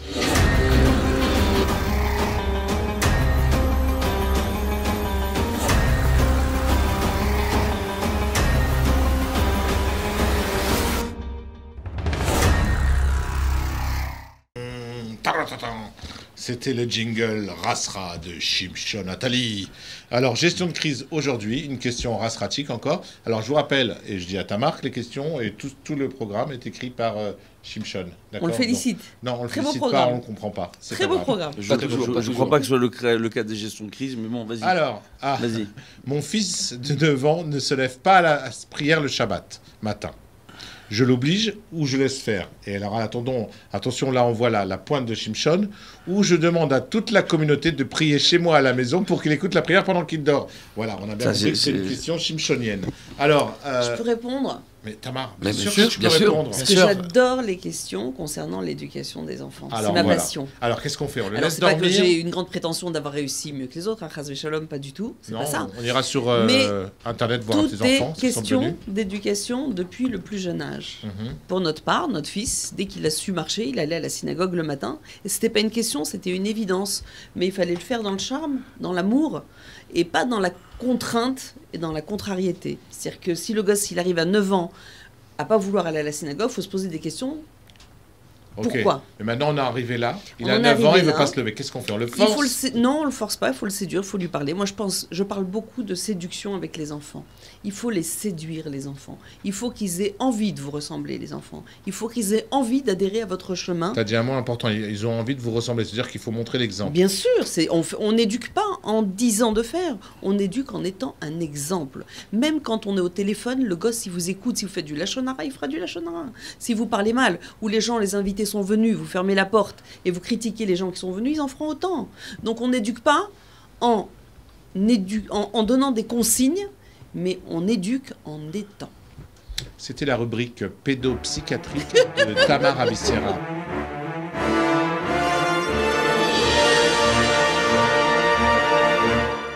Merci Tamar. Non, mais c'est une idée sur... Je rejoins très juste. Tamar, je pense qu'il faut montrer l'exemple à ses enfants. Je suis entièrement d'accord. Si un enfant de 9 ans, 10 ans, il va pas à la synagogue, il veut pas se lever, c'est qu'à un moment donné, le papa, il a dû être réticent à aller à la synagogue ou un peu grogné, ou y aller tard. Donc moi, je pense que l'éducation des enfants, c'est par l'exemple aujourd'hui. Donc il faut montrer aux enfants le bon chemin à suivre. Maintenant, 9 ans, c'est un âge plus ou moins simple. Maintenant, ma question, c'est demain, tu as un garçon de 19, 20 ans qui, lui, veut plus se lever, qui est encore chez toi, qui va pas à la synagogue. Je pense que là, l'approche sera différente de l'enfant de 9 ans. Je pense qu'aller au clash avec lui ne servira à rien. Il va te dire, papa, j'ai 19, 20 ans, t'es gentil, je peux me lever, je suis crevé et tout. Maintenant, je vous garantis, je pense que là, l'exemple, je sais pas, peut-être lui parler après. À 19 ans, il veut pas se lever, franchement, il se lève pas une fois, c'est pas grave. Si Béhémet, il veut plus y aller jamais et que... Non, on n'est pas là-dessus, mais je pense que ton approche de discuter avec lui, savoir pourquoi, qu'est-ce qui se passe, et y aller par la séduction, même si c'est plus dur avec un enfant de 19-20 ans, mais voilà, moi je ferai... Mais si on a bien fait notre travail, on n'arrive pas à cette situation à 19 ans. Béhémet. Vraiment. Je sais pas. C'est la responsabilité des parents. Ah, tu peux pas. Ah si, je t'assure. Non, Tamar, tu peux pas mettre tout sur les parents. Des fois, il y a des enfants qui sont un peu difficiles. T'as des parents très bien, et il peut y avoir des enfants plus difficiles. Pourtant, les parents sont bien, la source est bonne, le père mais bien, ça veut dire quoi? C'est très relatif, ça veut dire quoi bien? C'est très dur. Comment c'est engagé? Ce débat, et on va dans un truc qui est très dur là. Difficile. Hein. Très difficile. Parce mais que... tellement important. Ouais, bien sûr. Allez, Nathan. Nathan, un petit mot. Un tout petit mot, la Dougma Ishit, comme vous l'avez dit, c'est justement de donner envie à l'enfant. Pas seulement lui montrer l'exemple, mais lui donner envie avec de l'amour. La toute petite histoire du Rav de l'homme qui est un Baal Baïd qui travaillait, qui allait le soir au cours du Daf Yomi. Tous les soirs, il allait au cours du Daf Yomi. Le Daf Yomi, c'est une étude quotidienne qui est faite pour finir le chasse, journalière qui est faite pour finir le chasse en 7 ans, à peu près. Et il allait tous les jours pendant 6-8 mois. Et dès qu'il arrivait au shiur, boum, il s'endormait depuis le début. Le Rav, à la fin de l'Onaïm, il n'était pas bien. Il allait le voir. Il lui dit, tu sais, je sais que tu aimes venir au shiur, mais c'est dommage, reste chez toi à la maison. Et comme ça, tu peux dormir, tu es fatigué du travail, etc. Il lui a dit, pour rien au monde. Donner l'exemple à mon fils. Il lui a dit exactement. Bien fait. Bravo Tamar. Il lui a dit, moi, je viens pour donner l'exemple à mes Tamar, enfants. la finisseuse de phrases de toute l'équipe. Évidemment, le Rav l'a laissé rester. Il lui a dit, si c'est pour ça, reste et viens tout le temps bien dormir. Entendu, tu fais le... C'est tout. Bravo. Alors, Ravishai. Magnifique, j'aime beaucoup ces Bon, on voit, il y a une problématique en Israël autour de la synagogue du samedi matin. D'accord? Un peu trop tôt. Tout simplement. Non, c'est pas une question de trop tôt. Ça veut dire que Dieu bénisse. Les enfants, en général, ils ont cours du dimanche au vendredi. Tous les matins, ils se lèvent tôt. À Jérusalem, c'est encore plus compliqué parce qu'il y a un véritable problème de transport. Il y a des enfants, quand ils veulent aller dans certaines écoles, parfois avec les embouteillages, etc. Et les différents enfants à prendre, on leur dit à 7h du matin, aux parents, des fois à 6h30. J'ai des familles comme ça, ils doivent mettre leurs enfants. Donc les petits se lèvent. C'est dur pour les mamans, c'est dur pour les papas, c'est dur pour les enfants. Pour les tontons, donc les enfants, ils arrivent le seul jour de la semaine où ils peuvent se lever un petit peu plus tard, c'est le Shabbat, et c'est compliqué pour eux. Alors il y a des choses qu'il faut bien savoir. Le Rav Israël, le Rav Raphaël Yaakov Israël Zichrono Ivracha, qui était le Rav de ma famille quand j'étais plus jeune, et mon père a eu le mérite d'étudier avec lui, Baruch Hashem, il nous disait une chose, il disait premièrement, d'aller prier honnête le Shabbat, c'est pas honnête Shabbat. Voilà. C'est pas honnête Shabbat. Il y a des gens qui veulent prier au Netz et emmener leurs enfants avec eux au Netz. Il faut savoir que les enfants, faut pas les forcer à aller au Netz. Même quand ils sont petits, ils ont envie, etc. Et même quand un enfant il a envie, il est motivé. Il y a des parents qui se lèvent et qui disent ah, j'emmène mes enfants au Netz, ça va être des malachim. C'est le Yetzer Hara du Netz. On appelle ça le Yetzer Hara du Netz. Pourquoi? Parce qu'un homme, quand il se lève, il va prier. Après, il doit pouvoir assumer sa journée. Si c'est se lever le matin pour prier aux premières lueurs du jour et après être incapable d'assumer sa journée et d'être au radar ou de mauvaise humeur toute la journée, sraro, d'accord, d'accord, donc il va perdre le bonus qu'il aurait pu avoir, entre guillemets. Donc ça, il y a ce problème-là. Donc tout simplement, il faut être macpide avec les enfants toute la semaine, quand ils sont petits, de réussir à les mettre et les coucher tôt. Je vois beaucoup de familles qui se font avoir, et surtout dans différents milieux, où les enfants, on les laisse se coucher tard. Les enfants, ils ont besoin d'avoir leurs 7-8 heures, quand ils sont plus petits encore plus, mais il faut réussir à les coucher tôt. Donc c'est aux parents de mettre en place leur emploi du temps pour pouvoir s'occuper de leurs enfants tôt et de les mettre au lit tôt pour que les enfants puissent se lever. Ce sera plus facile pour eux de se lever le samedi matin. Ça, c'est un détail auquel on ne pense pas, entre guillemets. 2, aller dans une synagogue où les horaires sont raisonnables. Donc de faire sa prière dans la limite du temps. Les Sfaradim, on a pour coutume de suivre le Magan Avraham a priori, mais on peut suivre aussi les horaires qui sont plus tard, comme le Rav Ovadia Yosef ou le Rav Meir Mazouz l'ont déjà précisé, ou le Rav Yitzhak Yosef, tous les grands rabbanim, les grands poskim Sfaradim, qu'on peut sans aucun problème se reposer sur les horaires du Gaon de Vilna, tant pour le schéma Israël que pour la Hamida, le Moussaf, etc. Lui, hein. qui sont un peu plus tard. Bon, mais bon, bref, on va pas rentrer dans le détail. Pardon? Non, il prie après le Zman. C'est autre chose. Il prie carrément après le Zman. Alors, non. Mais c'est... critique pas. Non, mais c'est... Ah non, c'est Shannon. Non, mais... Tu vois? Voilà. Allô? C'est un copain Chabad. Non, on t'aime bien. Non, on déconne. Vous n'êtes pas desmané. Bye. Voilà. Ouais. Donc, eux, c'est autre chose. Eux, ils veulent récupérer tous ceux qui ont du mal à se lever le matin. Et d'ailleurs, si tu fais ton expérience, tu verras les Baté Chabad le samedi matin, ils sont bondés de monde. Et s'il n'y avait pas ces Baté Chabad qui prient plus tard, les synagogues seraient vides. Il y a certains offices à Netanya ou ailleurs où j'ai conseillé à des synagogues séfarades d'opter pour ces horaires-là, pour permettre, parce qu'ils n'avaient personne. Je leur ai dit, alors priez plus tard, vous aurez des gens. Et quand ils vont se renforcer, que vous allez leur expliquer l'importance de respecter les horaires au niveau de la tfila, peut-être que vous aurez des communautés qui seront disposées. C'est ce qui s'est passé dans le temps. Donc, tout ce que j'essaie de dire, c'est quoi? Quand un enfant ne veut pas se lever, 1, s'énerver avec lui, ça sert à rien. 2, frapper, ça sert à rien. 3, aller à la synagogue, c'est un plaisir et un mérite. Pour les enfants, comme pour les parents. 4, quand je vais dans une synagogue et qu'il y a des choses qui se passent, moi en tant que papa, et qui ne me plaisent pas, surtout ne pas en parler avec les enfants. Ne pas critiquer le rabbin, l'officiant, le Baal Koré, celui qui a lu la Torah, comment il a lu, comment ils ont fait, etc.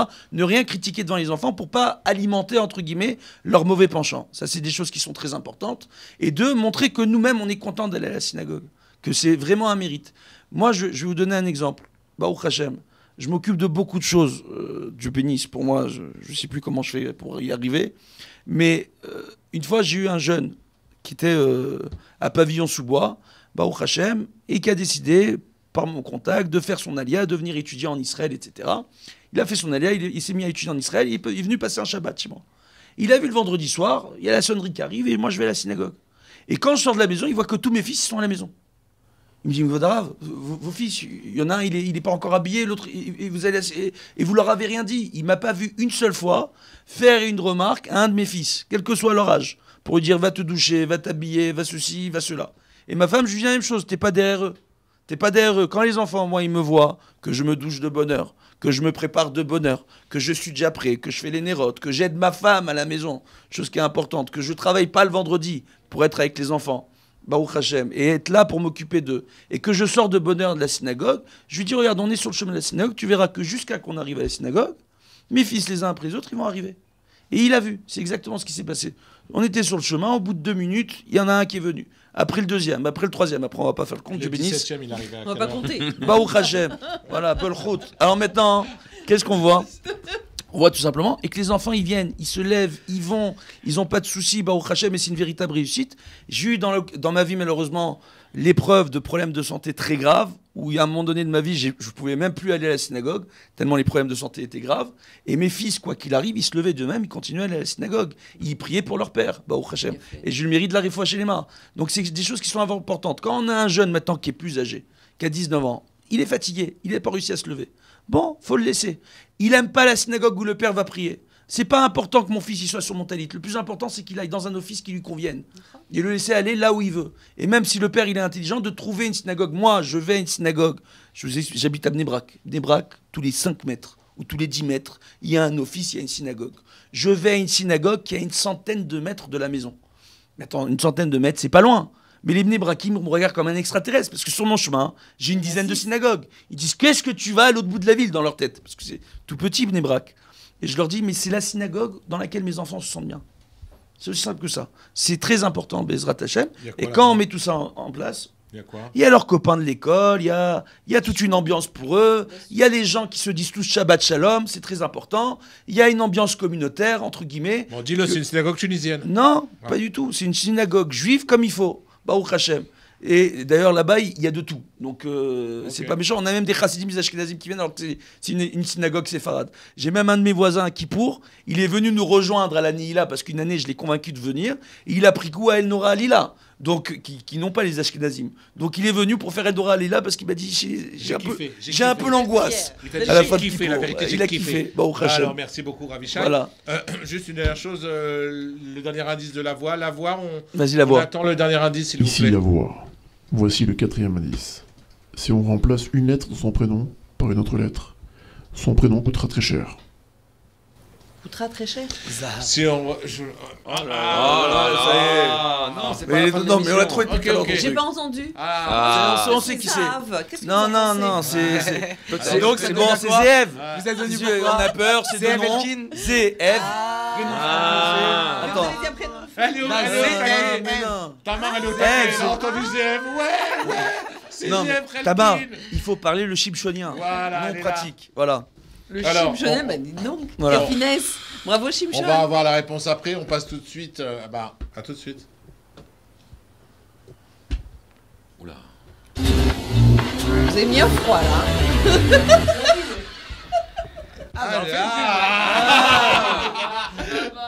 Ok, on l'a refait. Attends. Ok. On va tomber en renommé au rat, toi. Attends. T'es un ouf. T'es un ouf. Père. C'est un truc de fou. On reprend. Ok, elle est où la Nora avec ta Kenneth, s'il vous plaît? Elle a pas pu venir. Elle a loupé la Assa. Et voilà, merci Tamar. On se retrouve tout de suite après une page de pub.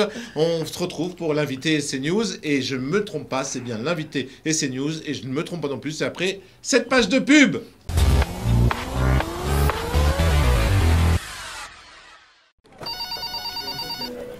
Anatel, bonjour. Bonjour madame, excusez-moi, c'est quoi exactement la recette des beignets parce que là...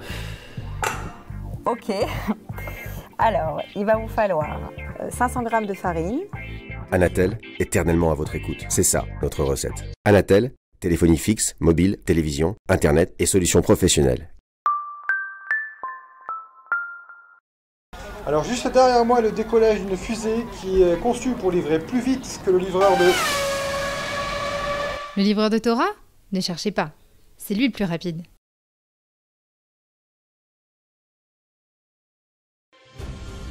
Imaginez un monde où tout le monde pourrait apprendre une langue, rapidement et quel que soit son âge.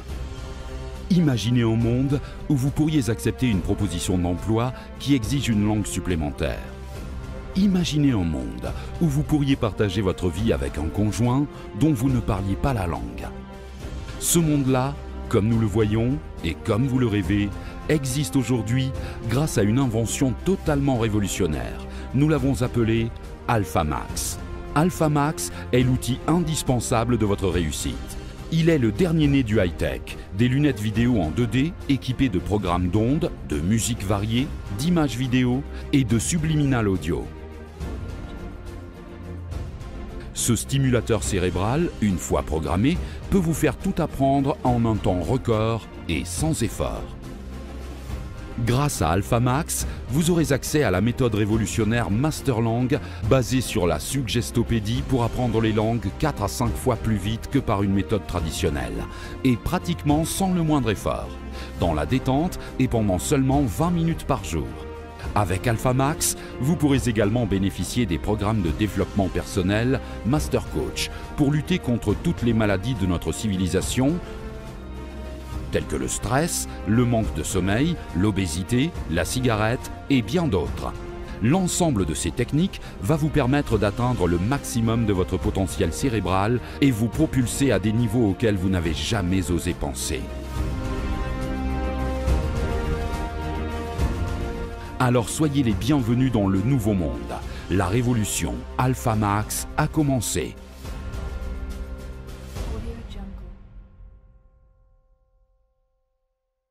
Roland, le président sur la ligne. Mais je peux pas, je suis sur Israël Torah. On n'interrompt pas quelqu'un qui est sur Israël Torah. Enfin, sauf ici. Oui, monsieur le président. Juste une question, vous connaissez Israël Torah?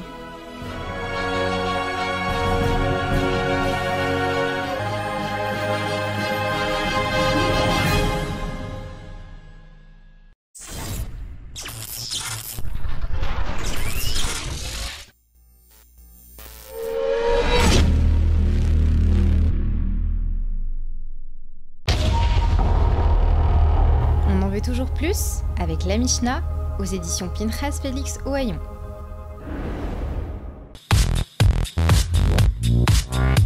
On en veut toujours.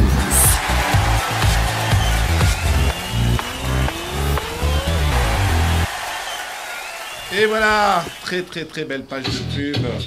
D'accord, merci.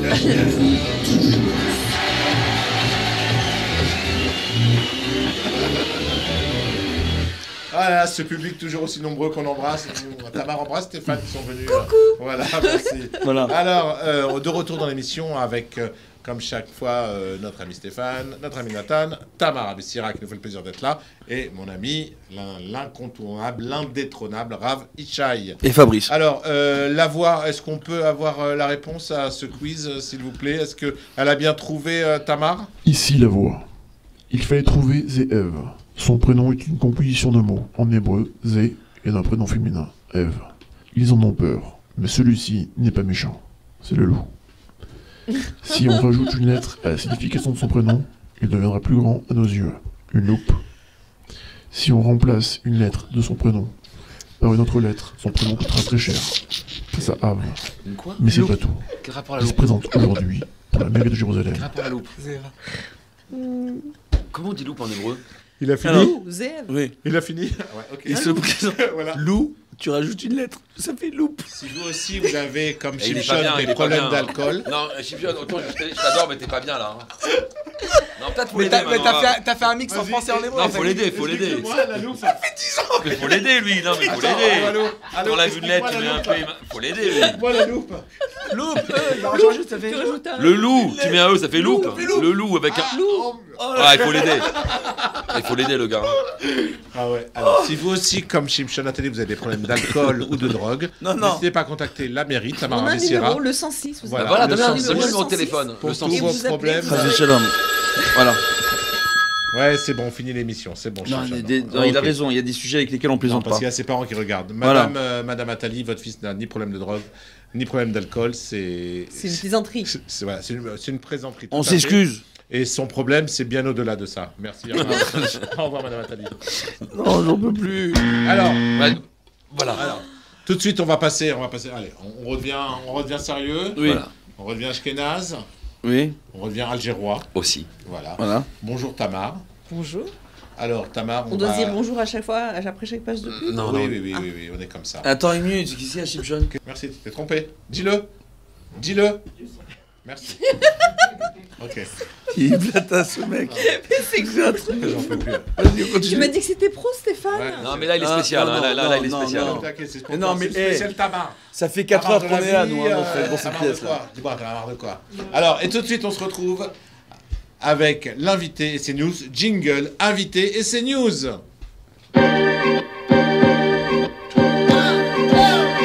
Passe-moi tes lunettes.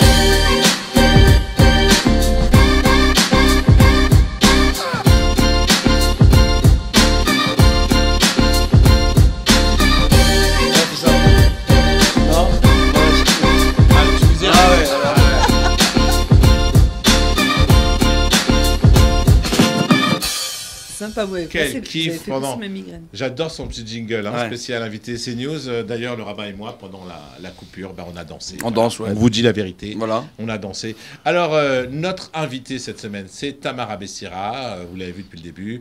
Vous savez pourquoi elle est là, parce qu'on en a parlé depuis le début aussi. Alors, Tamara. Parce que je suis content d'être avec vous. Déjà. Et nous, on est content de t'avoir. Voilà. On est très content de t'avoir. Alors, Tamara Bessira, vous êtes dans l'immobilier, conseillère aussi du maire sortant. Et vous vous présentez au parti Yerushalayim Tatzliar, c'est-à-dire Jérusalem qui réussit. Qui réussit. Ok, ça va réussir si Dieu veut.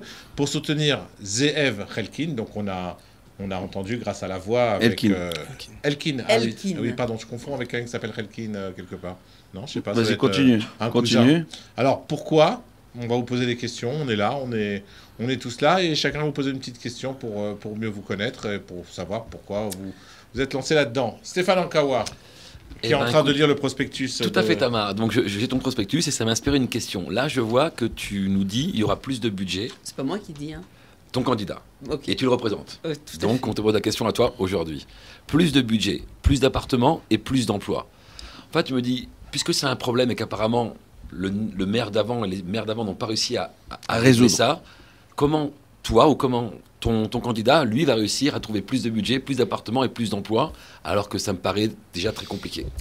Qu'est-ce qu'à faire que lui va réussir? Je t'explique. Pourquoi je pense que lui va réussir? Parce que chaque maire, lorsqu'il s'engage dans un mandat qui dure que 5 ans, c'est pas tellement finalement 5 ans, a des priorités. Nir Barkat a eu une priorité importante. Il a dynamisé économiquement la ville. Vous ne pouvez pas ne pas le reconnaître. Et même au niveau urbanisme, il a transformé la ville. Il a fait des projets extraordinaires. Et il s'est attelé à des projets. Un projet, on ne le fait pas en un an. On ne change pas une ville aussi compliquée que Jérusalem simplement en claquant du doigt. Il faut négocier des budgets avec le gouvernement, il faut organiser, faire valider par le Mehendé Saïr les projets, etc., selon si c'est de l'urbanisme ou si c'est du culturel ou si c'est de l'économie. Bref, c'est une machine très, très, très lourde à gérer et on ne peut pas tout gérer de front. Il n'y a aucun homme qui peut dire « moi, je vais tout faire en un mandat, en 5 ans, je vais vous transformer la ville ». C'est impossible. Donc Nir Barkat a eu des priorités qui ont été les siennes et le plus gros budget qui est en train de se réaliser à l'entrée de la ville que vous devez critiquer tous les jours et comme tous les trucs qui arrivent. Voilà, le ça roule très mal, c'est Gate, bouché, ça on n'en peut plus, très mal, c'est insupportable. une horreur. Mais ça va créer 100 000 emplois, sachez-le. Pour Jérusalem? Ça va créer 100 000 emplois. Pour Jérusalem? Pour Jérusalem. Pour Jérusalem, pour où? Et pour où? On parle de quoi? La périphérie, peut-être 100 000. Mais non, mais en fait, ce qui va être la périphérie, c'est Tel Aviv. Tel Aviv, ça va devenir, avec la gare qui a ouvert aussi récemment, ça aussi, ça fait partie des projets de Nir Barkat. Bref, chacun a ses priorités. Celle de, on va pas parler maintenant de Nir Barkat, celle de Zeev Elkin, qui le concerne, c'est vraiment plus de budget, bien qu'on soit déjà à 9 milliards, que Nir Barkat, quand il a commencé, il avait un budget de 80 millions de shekels. Aujourd'hui, il a 800 millions de shekels, plus de 800 millions de shekels. C'est-à-dire que c'est énorme. Il a vraiment négocié chaque année, et vous avez vu, vous avez été même victime de ces négociations, puisque ça a déclenché chaque fin d'année des grèves, des éboueurs qui déversaient les poubelles, etc. Ça n'a pas été simple. Le bras de fer que Nir Barkat a dû faire chaque année pour faire augmenter les budgets qui sont à ce qu'ils sont aujourd'hui, ça a été assez conséquent. Aujourd'hui, Zeev Elkin s'attelle à la construction, le logement, parce qu'on a un retard. On a besoin de 4000 appartements par an à Jérusalem. C'est pas compliqué. Et on a un retard de 2000. On en fait 2000. On construit 2000 appartements. Donc on a déjà un décalage de 2000 appartements. Si on veut répondre vraiment aux besoins des Yerushalmim et à l'évolution démographique et à l'évolution démographique de notre population, attention, n'oubliez pas qu'il y a une population aussi qui est parallèle à Jérusalem-Est, qui évolue aussi bien que nous. Donc si on n'a pas envie de se retrouver en décalage par rapport à des objectifs juifs et à l'entité juive de Jérusalem, il faut résoudre ces problèmes pour pas que les jeunes désertent la ville parce qu'ils ne trouvent pas de logement. Donc on a besoin de construire 5 à 6 000 logements par an. À des prix abordables. À des prix abordables. Si c'est les prix du marché, 35 000 ici le mètre carré, 28 000 le mètre carré. On ne veut pas construire pour des investisseurs étrangers. On veut construire pour des Yerushalmim qui restent habités ici. C'est ça la discussion. Donc quand il marque plus de logements, plus de budget pour plus de logements, plus d'emplois. C'est-à-dire que les jeunes restent et travaillent dans notre... On est que le mètre carré à Jérusalem, il s'est quand même envolé. Aujourd'hui, tu n'as rien à moins de 22, 23, 24 000. C'est-à-dire que Zev va être capable de construire des 24 000 appartements quoi chez quel le mètre carré? Je crois que dans C'est le le plus monde bas. entier, Stéphane, dans le monde Ça, c'est entier... une question. Non, mais dans le monde entier, le prix du mètre carré est relatif à Bien l'offre sûr. et à la demande. D'accord. Donc Ah, là, ils on font n'a comment, pas de les produit. jeunes On n'a pas- Ils font comment? Ils désertent, ils sortent de Jérusalem. Et le danger, et c'est pourquoi Zev Elkin a une vision très intelligente de ces projets-là. Pourquoi il veut garder la jeunesse? C'est que, vu que les jeunes qui quittent la ville sont des jeunes juifs, du côté Est, ils n'ont pas de problème de logement. Pourquoi? Parce qu'ils restent. Parce que d'abord, ils construisent de façon un peu différente. Oui. On va pas rentrer Ils dans n'ont pas les tous les détails. permis. Ok. Et puis, ils vivent pas de la même manière. Donc, bon, ils trouvent des logements à des prix beaucoup plus modérés que les nôtres. Donc, ce qui se passe, c'est que notre jeunesse quitte la ville. C'est-à-dire que la proportion... Il faut savoir qu'il y a 38% de la population qui habite à Jérusalem, 900 000 habitants, 38% habitent côté Est. 35% représentent la population harédite et religieuse, et le reste, donc, c'est une population mixte, miourav, on va dire, et qui, dans cette population, nombreux sont ceux qui quittent Jérusalem. Qu'est-ce qui va se passer dans quelques années ? Si on continue à voir une désertion de Jérusalem, de la population des vieux et juive, des arabes. c'est ça. Ouais, Ou des non, Khoutzniks. Des vieux et des arabes. Vous avez Alors, compris le problème. une Donc c'est question. vraiment la priorité de notre candidat Si c'est Zev sa Elkin. priorité, il a déjà avancé sur ce dossier. Il sait où vont être construits ces logements. Il a déjà une idée de l'endroit. Absolument, absolument. Il veut développer des constructions dans tout ce qui est les quartiers appelés derrière la ligne verte. Pour nous, on n'a pas de couleur de ligne. Ouais, Zev on est Elkin, il d'accord. ne voit pas de couleur sur les lignes. Ouais, ouais, il est il voit daltonien. Jérusalem et il voit surtout la grande agglomération de Jérusalem. Ouais. Il veut intégrer Maale Adumim, il veut intégrer et construire Gush et Etzion faire. aussi. Il veut rejoindre et étaler la ville pour la rendre une agglomération à la française. Et c'est ça qui va faire que les Yerushalmim vont Donc c'est rester. la Et seule qu'on va- possibilité donc de faire une seule agglomération et donc prendre tout ce qui est autour, Maale Adumim, etc. et en Ligne faire une verte, seule. ligne blanche, Bien on sûr, connaît pas. Il évidemment, connaît pas, Zev je suis Elkin. tout à fait d'accord. Mais je veux comprendre, dans le Jérusalem même qu'on a actuellement, malgré que je suis, il y a- j'accepte que et je Il y le a encore conçois, de je la le place. veux, que Maale Adumim soit aussi au Givat Shem. on va développer, Mais est-ce que Gilo, on va est-ce qu'ils développer, vont réussir Aroma, on va à développer, descendre ça c'est du centre. Mais est-ce quand qu'ils même. vont réussir à descendre les prix par rapport à s'aligner en fonction, parce que Attends, c'est des prix de Khoutznikim. Alors là, ils sont en train de négocier. La mairie est obligée de Alors comment négocier avec les Kablanim. On travaille avec le Irgun Kablanim et on va imposer. Mais là, c'est un travail aussi gouvernemental. On ne peut pas le faire seul. Vous savez que la ville de Jérusalem, elle est quand même très liée Bien au sûr. gouvernement. Et au monde entier même. Il va falloir qu'il fasse passer. Et c'est pour ça qu'il nous faut quelqu'un de cette envergure et de ce charisme qui a les relations qu'il a au gouvernement pour faire que le ministère du Logement et de la Construction aille avec lui dans la même direction et fasse passer des lois qui obligent les Kabbalanim à construire moins cher, à construire pour les jeunes, à construire plus petit, à construire aussi des logements sociaux. Moi, ce qui me désole, vraiment ce qui me désole à Jérusalem, et même en Israël, Bichlal, c'est qu'il n'y a pas de logements sociaux, ce qu'on appelle l'équivalent des HLM, entre guillemets, je ne sais plus comment ça s'appelle aujourd'hui, il y a sûrement un autre terme, mais à l'époque, ça s'appelait des HLM. Toujours Et des HLM. Des logements à loyer modéré.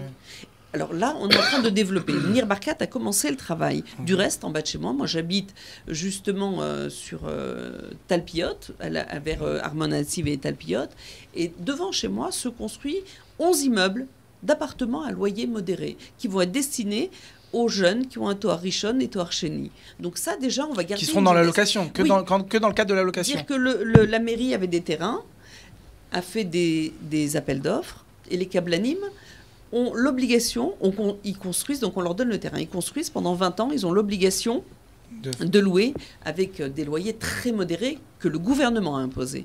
Donc c'est-à-dire qu'ils vont louer des 75 mètres carrés à 3500 shekels ou 4000 shekels, c'est-à-dire que ça va être super pour des 60... passer son toit Rishon.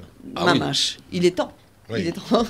Et non, mais c'est moi, important. je suis C'est important. Hamishi, Mais ça correspond. Aujourd'hui, il y a 4000 logements comme ça qui sont en construction entre Kiryat Yovel, voilà, Talpiot, etc. Donc c'est en train de se développer.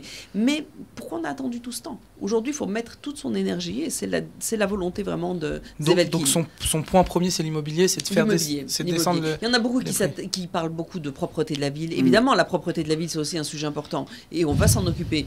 Mais ça prend pas autant d'énergie, autant de travail et ça ne montre pas la même urgence. C'est pas parce que la ville est sale que les gens vont quitter Jérusalem et que ça va venir une Jérusalem à tendance est. Ouais, donc il faut plus s'intéresser à la démographie et à garder nos jeunes dans la ville pour qu'on puisse garder une Jérusalem juive. Tamar, ça crée d'autres problèmes parce que nous on le vit à Roma. la ville, il y a une expansion sauvage. Roma, c'est un vrai sujet. Et aujourd'hui, pour sortir le matin d'Arroma, on peut mettre impossible. 1 heure pour sortir. Mais c'est un drame. Vous savez qu'il y a un projet d'une nouvelle route. Mais ça fait déjà la deuxième qu'ils ont fait. On a fait une de Guilo. Non, il y en a une troisième qui est prévue, qui doit passer par derrière et qui fait contourner les villages arabes. Je ne sais pas pour quelle raison, et je ne vais pas vous dire n'importe quoi. Elle n'a pas été mise en route. Oui, mais dans les deux cas, de toute façon, on a le problème aussi des Gvish à Minarot qui sont aussi bouchés tous les matins. La sortie de Pit Gadzev est aussi bloquée tous les matins. De toute façon, aujourd'hui, il y a un réseau, il y a un nombre de voitures à Jérusalem qui est énorme et il n'y a rien qui est prévu pour ça. Si, il y a quelque chose qui est prévu pour ça. De la même manière qu'à Paris, quand ça a été très bouché, ils ont développé davantage de tramways, de métro, de ceci, de mais cela. ne fais pas de l'Hidalgo, hein, nous mets pas non, je te un parle jour pas père, de un jour impair. Vraiment pas, c'est pas ma meilleure copine.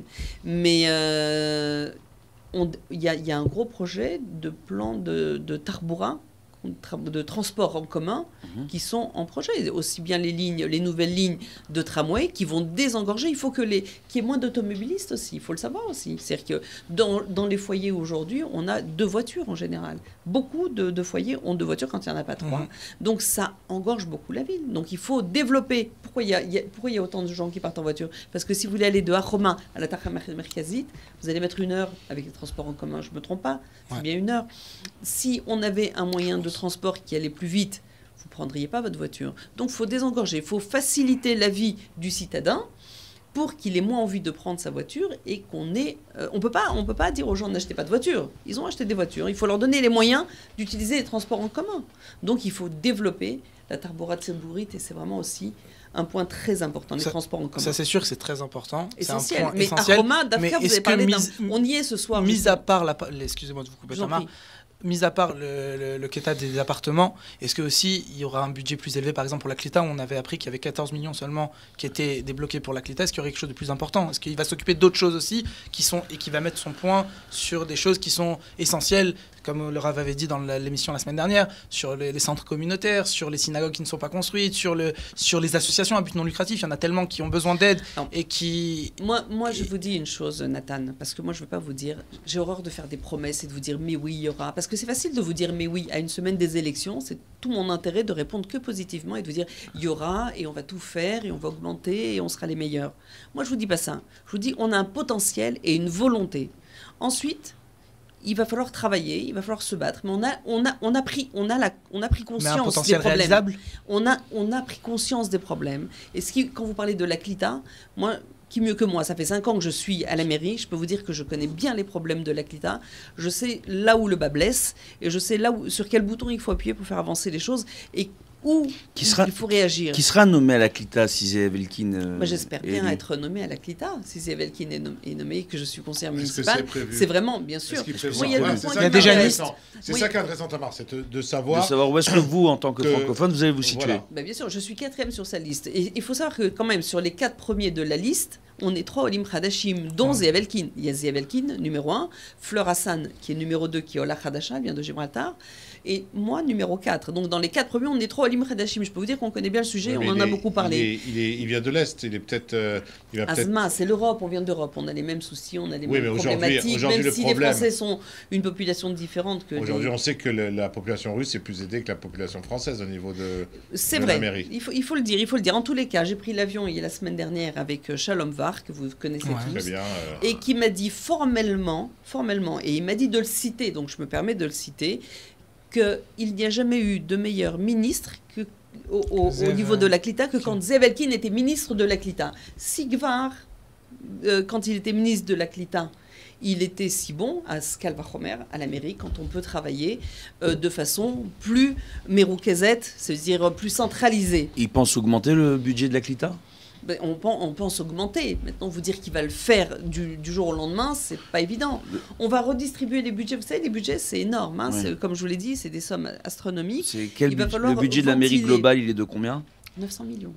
900 millions de shekels. Ouais, d'accord. C'est beaucoup. Ok. Et sur 900 millions, il y a 14 millions. Milliards, oui. 14 millions que pour la Clita. Pour la Clita. Et donc, Donc, vous dire que ça va passer à 20 millions, je peux vous dire vraiment des chiffres de campagne, c'est ridicule. Croyez-moi, je vais tout faire pour faire avancer les choses. Je sais ce qu'il faut faire. Moi, j'ai plein de rêves, parce que je suis une fille qui rêve. Et mes rêves, je vais tout faire pour les réaliser. Dieu. Vraiment. Et je pense que les centres communautaires pour les Français, pour les Olim, pas que pour les Français, pour les Olim. Pas que pour Oui, les bien Olim, sûr, hein. pour les Olim, on Même parle. pour les Israéliens. Même pour les Israéliens, Olim, pour tout le monde. Mais nous, on a cette culture centre communautaire, plus que les Bien sûr. Israéliens à la limite. Hein. Donc, il faut absolument les mettre en place. Moi, je pense même à des écoles. On manque d'écoles, on manque crucialement d'écoles. Le nombre de fois où j'ai vu des Français pleurer, des mères venir en larmes me voir à la mairie parce qu'elles ne trouvaient pas les bonnes écoles pour leurs enfants. On a un problème énorme. Les centres sportifs, ça manque de centres sportifs également. La mer aussi, ça manque, la mer. La mer, on compte. Des piscines. En tout cas, ça, je peux vous le promettre. Des belles piscines, on pourrait. Ah, c'est Piscine prévu, olympique, non bien sûr, c'est prévu à Roma. Ah, ça fait partie des projets à Roma. C'est prévu. Pour que les gens y restent, ils Un prennent pas leur complexe voiture, on sportif. leur fait un complexe Ils restent dans sportif l'eau. sur place, qui reste dans l'eau. Il y a un problème si énorme à Roma, vous me parlez d'Aroma, de stationnement, je crois. Ouais. Il y a un problème énorme de Le stationnement. stationnement et surtout aussi de. Je sais pas si le sujet il a dû être évoqué déjà depuis 5 ans. Je sais que Nir Barkat, qu'on apprécie énormément, a fait beaucoup de travail, mais il ne pouvait pas s'occuper de tout. Ça fait 5 ans, je le dis à titre personnel, à Roma, compris dans des sous-sols ou dans des parkings ou dans des ganes. Dramatique. Voilà. Mais ça fait plus de maintenant ça fait plus de 8, 10, 15 ans. Donc à un moment donné, il faudrait réagir réellement. Excusez-moi. Toujours j'ai un peu peur que ça non, il n'y a pas de enfin, j'espère que les gens ils vont pas être cardiaques que je suis à la maison là. Chaque fois on va perdre un client. Allô? Oui. Ah, OK. Bon bah c'est bon. On attaque. Ouais, ils veulent qu'on arrête de parler parce qu'on a débordé sur le temps. Ouais, on parle trop. Bon, alors c'est pas grave. Mais moi, dommage parce que j'aurais pu rester on va finir la petite question de. On va te réinviter. Ouais. Allez-y, Ravichai. Juste, moi, je vois, je reviens sur les plus de budget, plus d'appartements, plus d'emplois. Le problème des appartements, de construire des appartements à Jérusalem, on voit bien à chaque fois que M. Netanyahou a tenté de développer la politique d'aménagement à Jérusalem en particulier, ça a toujours donné naissance à des tensions internationales. Ce qui veut dire que même si M. Elkin a des contacts au niveau du gouvernement, s'il y a des pressions internationales, il compte faire comment? Il compte les gérer. Et moi, j'ai confiance en lui. C'est un homme qui a vraiment du poids qui est très, très, très déterminé. Très déterminé. Au niveau du poids, c'est moi chez les... Oui, mais rien n'a été fait. Parce que, donc, je crois qu'il y a un coup de fil qui va arriver là. Non tout ce que j'essaye de dire, c'est qu'à chaque fois qu'ils ont essayé d'adopter des politiques d'aménagement à Jérusalem, c'est un véritable problème parce qu'on a beaucoup de jeunes de tous les milieux. On a quand même construit. Oui, vous avez construit. Dans beaucoup de quartiers. Oui, c'est vrai. Même sous pression américaine, on a construit. Mais on a donné des autorisations. Pas où vous aurez voulu. Pas dans tous les endroits, mais c'est toujours en discussion et les choses évoluent. Bon, parce qu'il y a beaucoup, dans tous les milieux, hein, même dans les milieux orthodoxes, les jeunes quittent Jérusalem. Dans les milieux orthodoxes, c'est terrible ce qui se passe. Tous les quartiers Haredim, c'est terrible. Il faut tout rénover. Il faut tout. Je comprends. Mettons-moi une autre question, parce que j'ai posé la même question à l'autre candidat. La 8e question. Arrête. Non, s'il vous plaît, laissez-lui encore une dernière question. Merci beaucoup. Voilà. Juste, j'ai posé la même question à l'autre candidat. Moi, il y a un problème qui me dérange à Jérusalem, je le dis. Il y en a qu'un, ça veut dire. Oui, non, il y a un problème vraiment qui me dérange, c'est que c'est la ville championne, la région de Jérusalem, c'est là où il y a le plus de divorces en Israël. Ah, Bémet. Et ça depuis des années, oui. Bémet. Ah bon, j'avais passé cette. Vous savez pas? Non, pas du tout. Ouais, voilà. Donc, Bémet, c'est donc voilà. Bah, donc pas spécialement chez les Olim. Non. Klali? Non. Klali, c'est la ville en Israël où il y a le plus de divorces. D'accord? Il y a des régions comme la région du Sharon, il y a beaucoup moins de divorces. D'accord, par exemple. Et c'est une grande région aussi, la région du Sharon. Vous faites de la publicité pour le Sharon? Elle habite dans le Sharon? Non, je fais pas. Non, c'est pas ce que je suis en train. Non, je dis pas ça. Je veux dire simplement parce qu'il y a des gens qui pourraient se dire, mais quand même, c'est une grande région. Donc, sur le plan proportionnel, c'est peut-être normal qu'il y ait plus de divorces. Non, on constate qu'il y a vraiment dans tous les milieux des taux de divorce incroyables à Jérusalem. On a les taux par rapport aux religieux, non religieux ou pas? C'est kiff la bourrique. C'est voilà. Aujourd'hui, religieux par religieux à Jérusalem, c'est la même chose. Le taux de divorce dans les milieux religieux a augmenté. Il y a tellement à dire, Tamar. Et elle a tellement le cœur dans cette ville, dans ce programme. Dans mon peuple, dans Am Israël. Dans son peuple, dans tout. Extraordinaire. J'aime les Alors, juifs. d'ailleurs, son slogan, c'est « Vous voulez plus ». Ça a été pris, bien sûr, de « On en veut toujours plus » l'émission, qui a inspiré Zev Elkin pour faire son slogan. Vous voulez plus. Ok, on demandera les droits d'auteur, hein, Shimshon, à l'occasion. Je vous signale que Stéphane, il a fait son groupe de foot et il a mis les Lions Club, il a pris notre logo de la mairie, on n'a rien dit. Alors, on est quitte. On est quitte. Alors, tout de suite, juste un petit mot pour vous dire que l'émission est regardée par 50 000 personnes par mois. Donc, si vous voulez faire de la publicité, si vous voulez communiquer sur la chaîne Israël Torah, appelez le numéro qui s'affiche en dessous, 054 64 11 690. C'est très abordable, vous allez voir, et ça aide Israël Torah à continuer. Alors, on va se retrouver tout de suite après une page de pub avec l'interview Tamar, si tu permets encore. C'était un peu de temps pour nous, pour être plus proche de Tamar.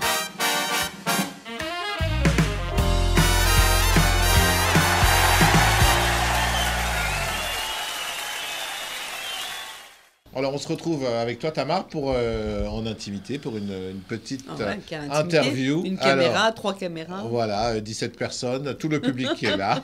Alors, c'est une interview, tu te souviens, Tamar, d'accord? Première question, je te rappelle que les questions sont écrites par Shimshon Nathalie et que si tu ne comprends pas, c'est normal, moi non plus, souvent je ne les comprends pas. Alors, la première question, tu te souviens de Lyon, où tu as passé toute ta jeunesse avec tes parents? D'ailleurs, tu travaillais avec eux, non? Tout à fait. Mais c'était génial. D'abord, j'ai eu des parents extraordinaires. J'ai toujours ma mère. Mon père est parti il y a 20 ans. Mais c'était un homme extraordinaire. Et il m'a donné l'exemple de...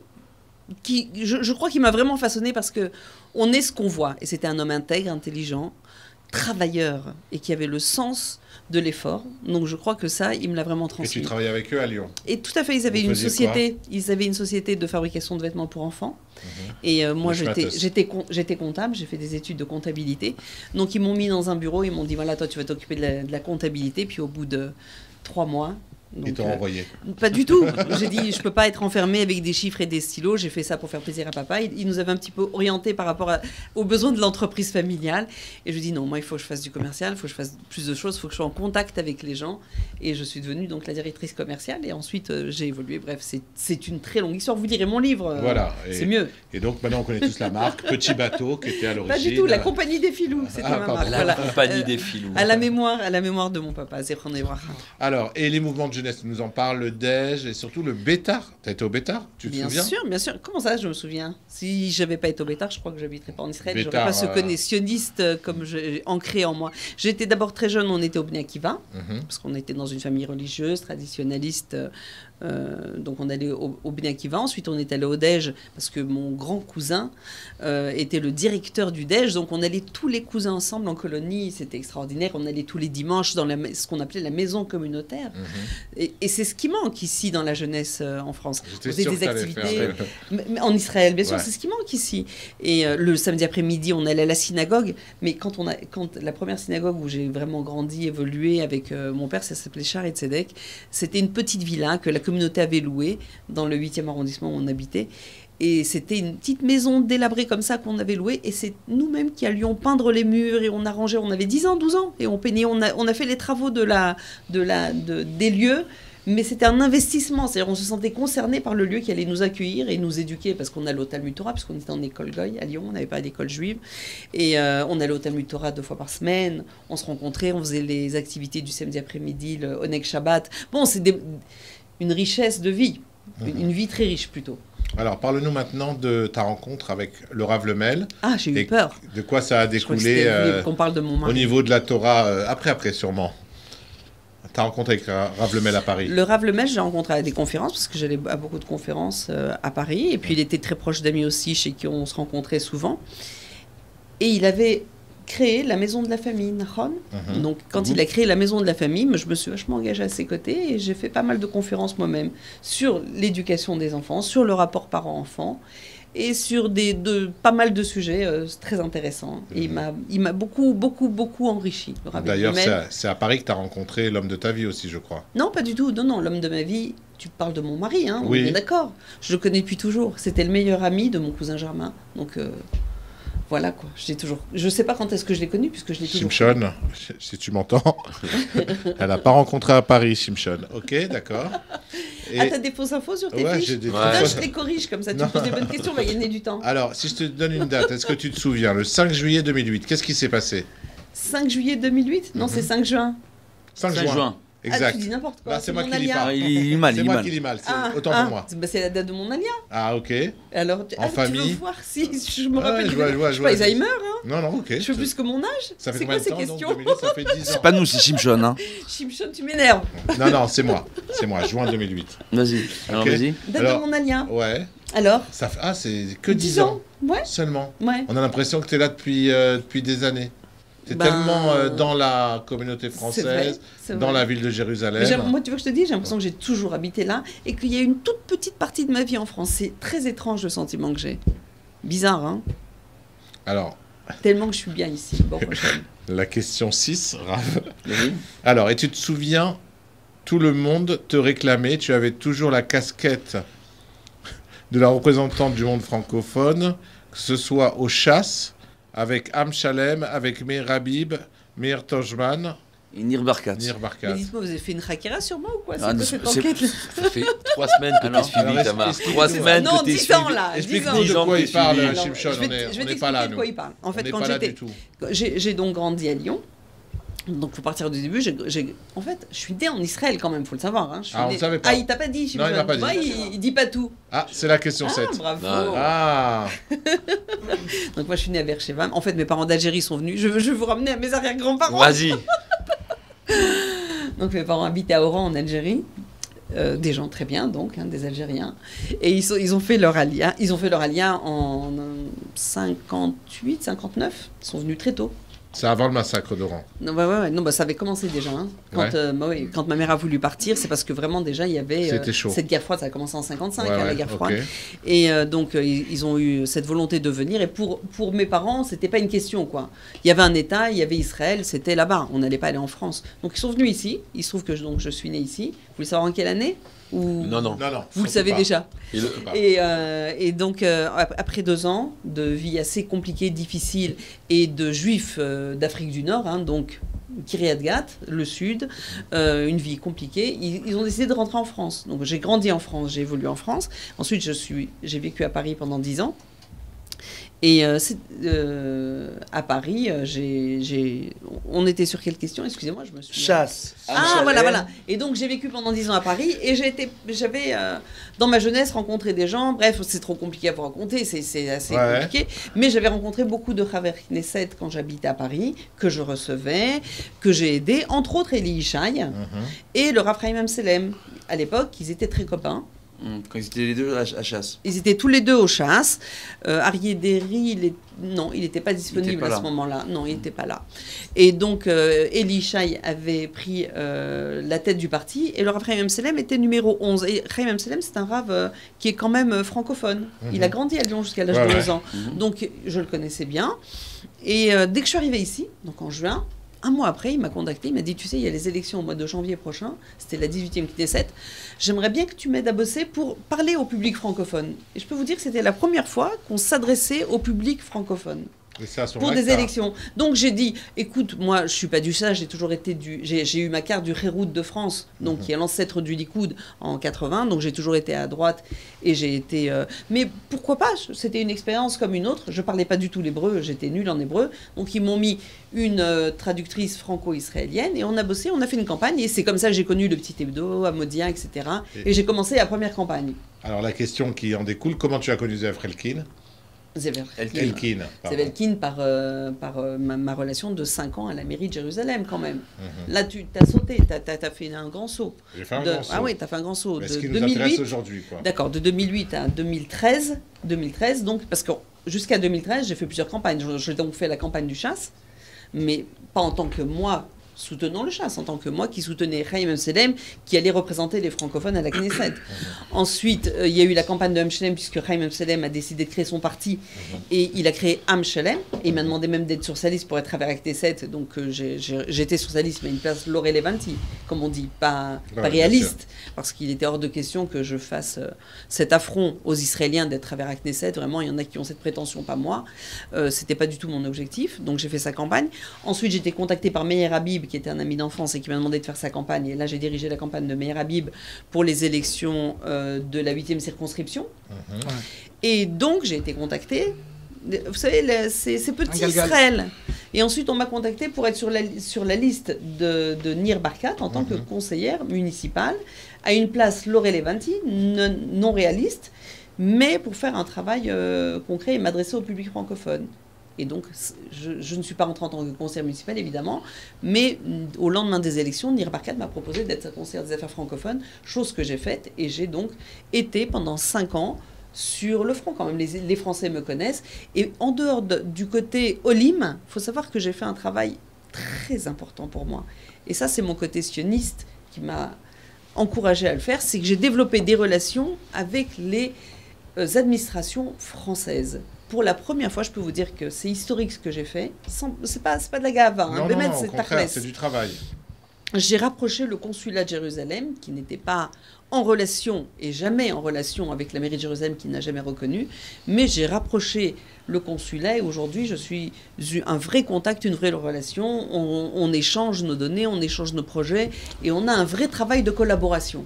Donc ça, c'était très important. Ok. Oui, monsieur le producteur. Pas content. Oui, je lui demande. Alors, pour être concret... Non, pour être concret, Tamar, ne quittez pas. Hein. Quand on va voter votre lettre... Aleph, c'est quelle partie? C'est pas un parti, c'est la liste. Ouais. C'est la liste Yerushalayim Tatzliach.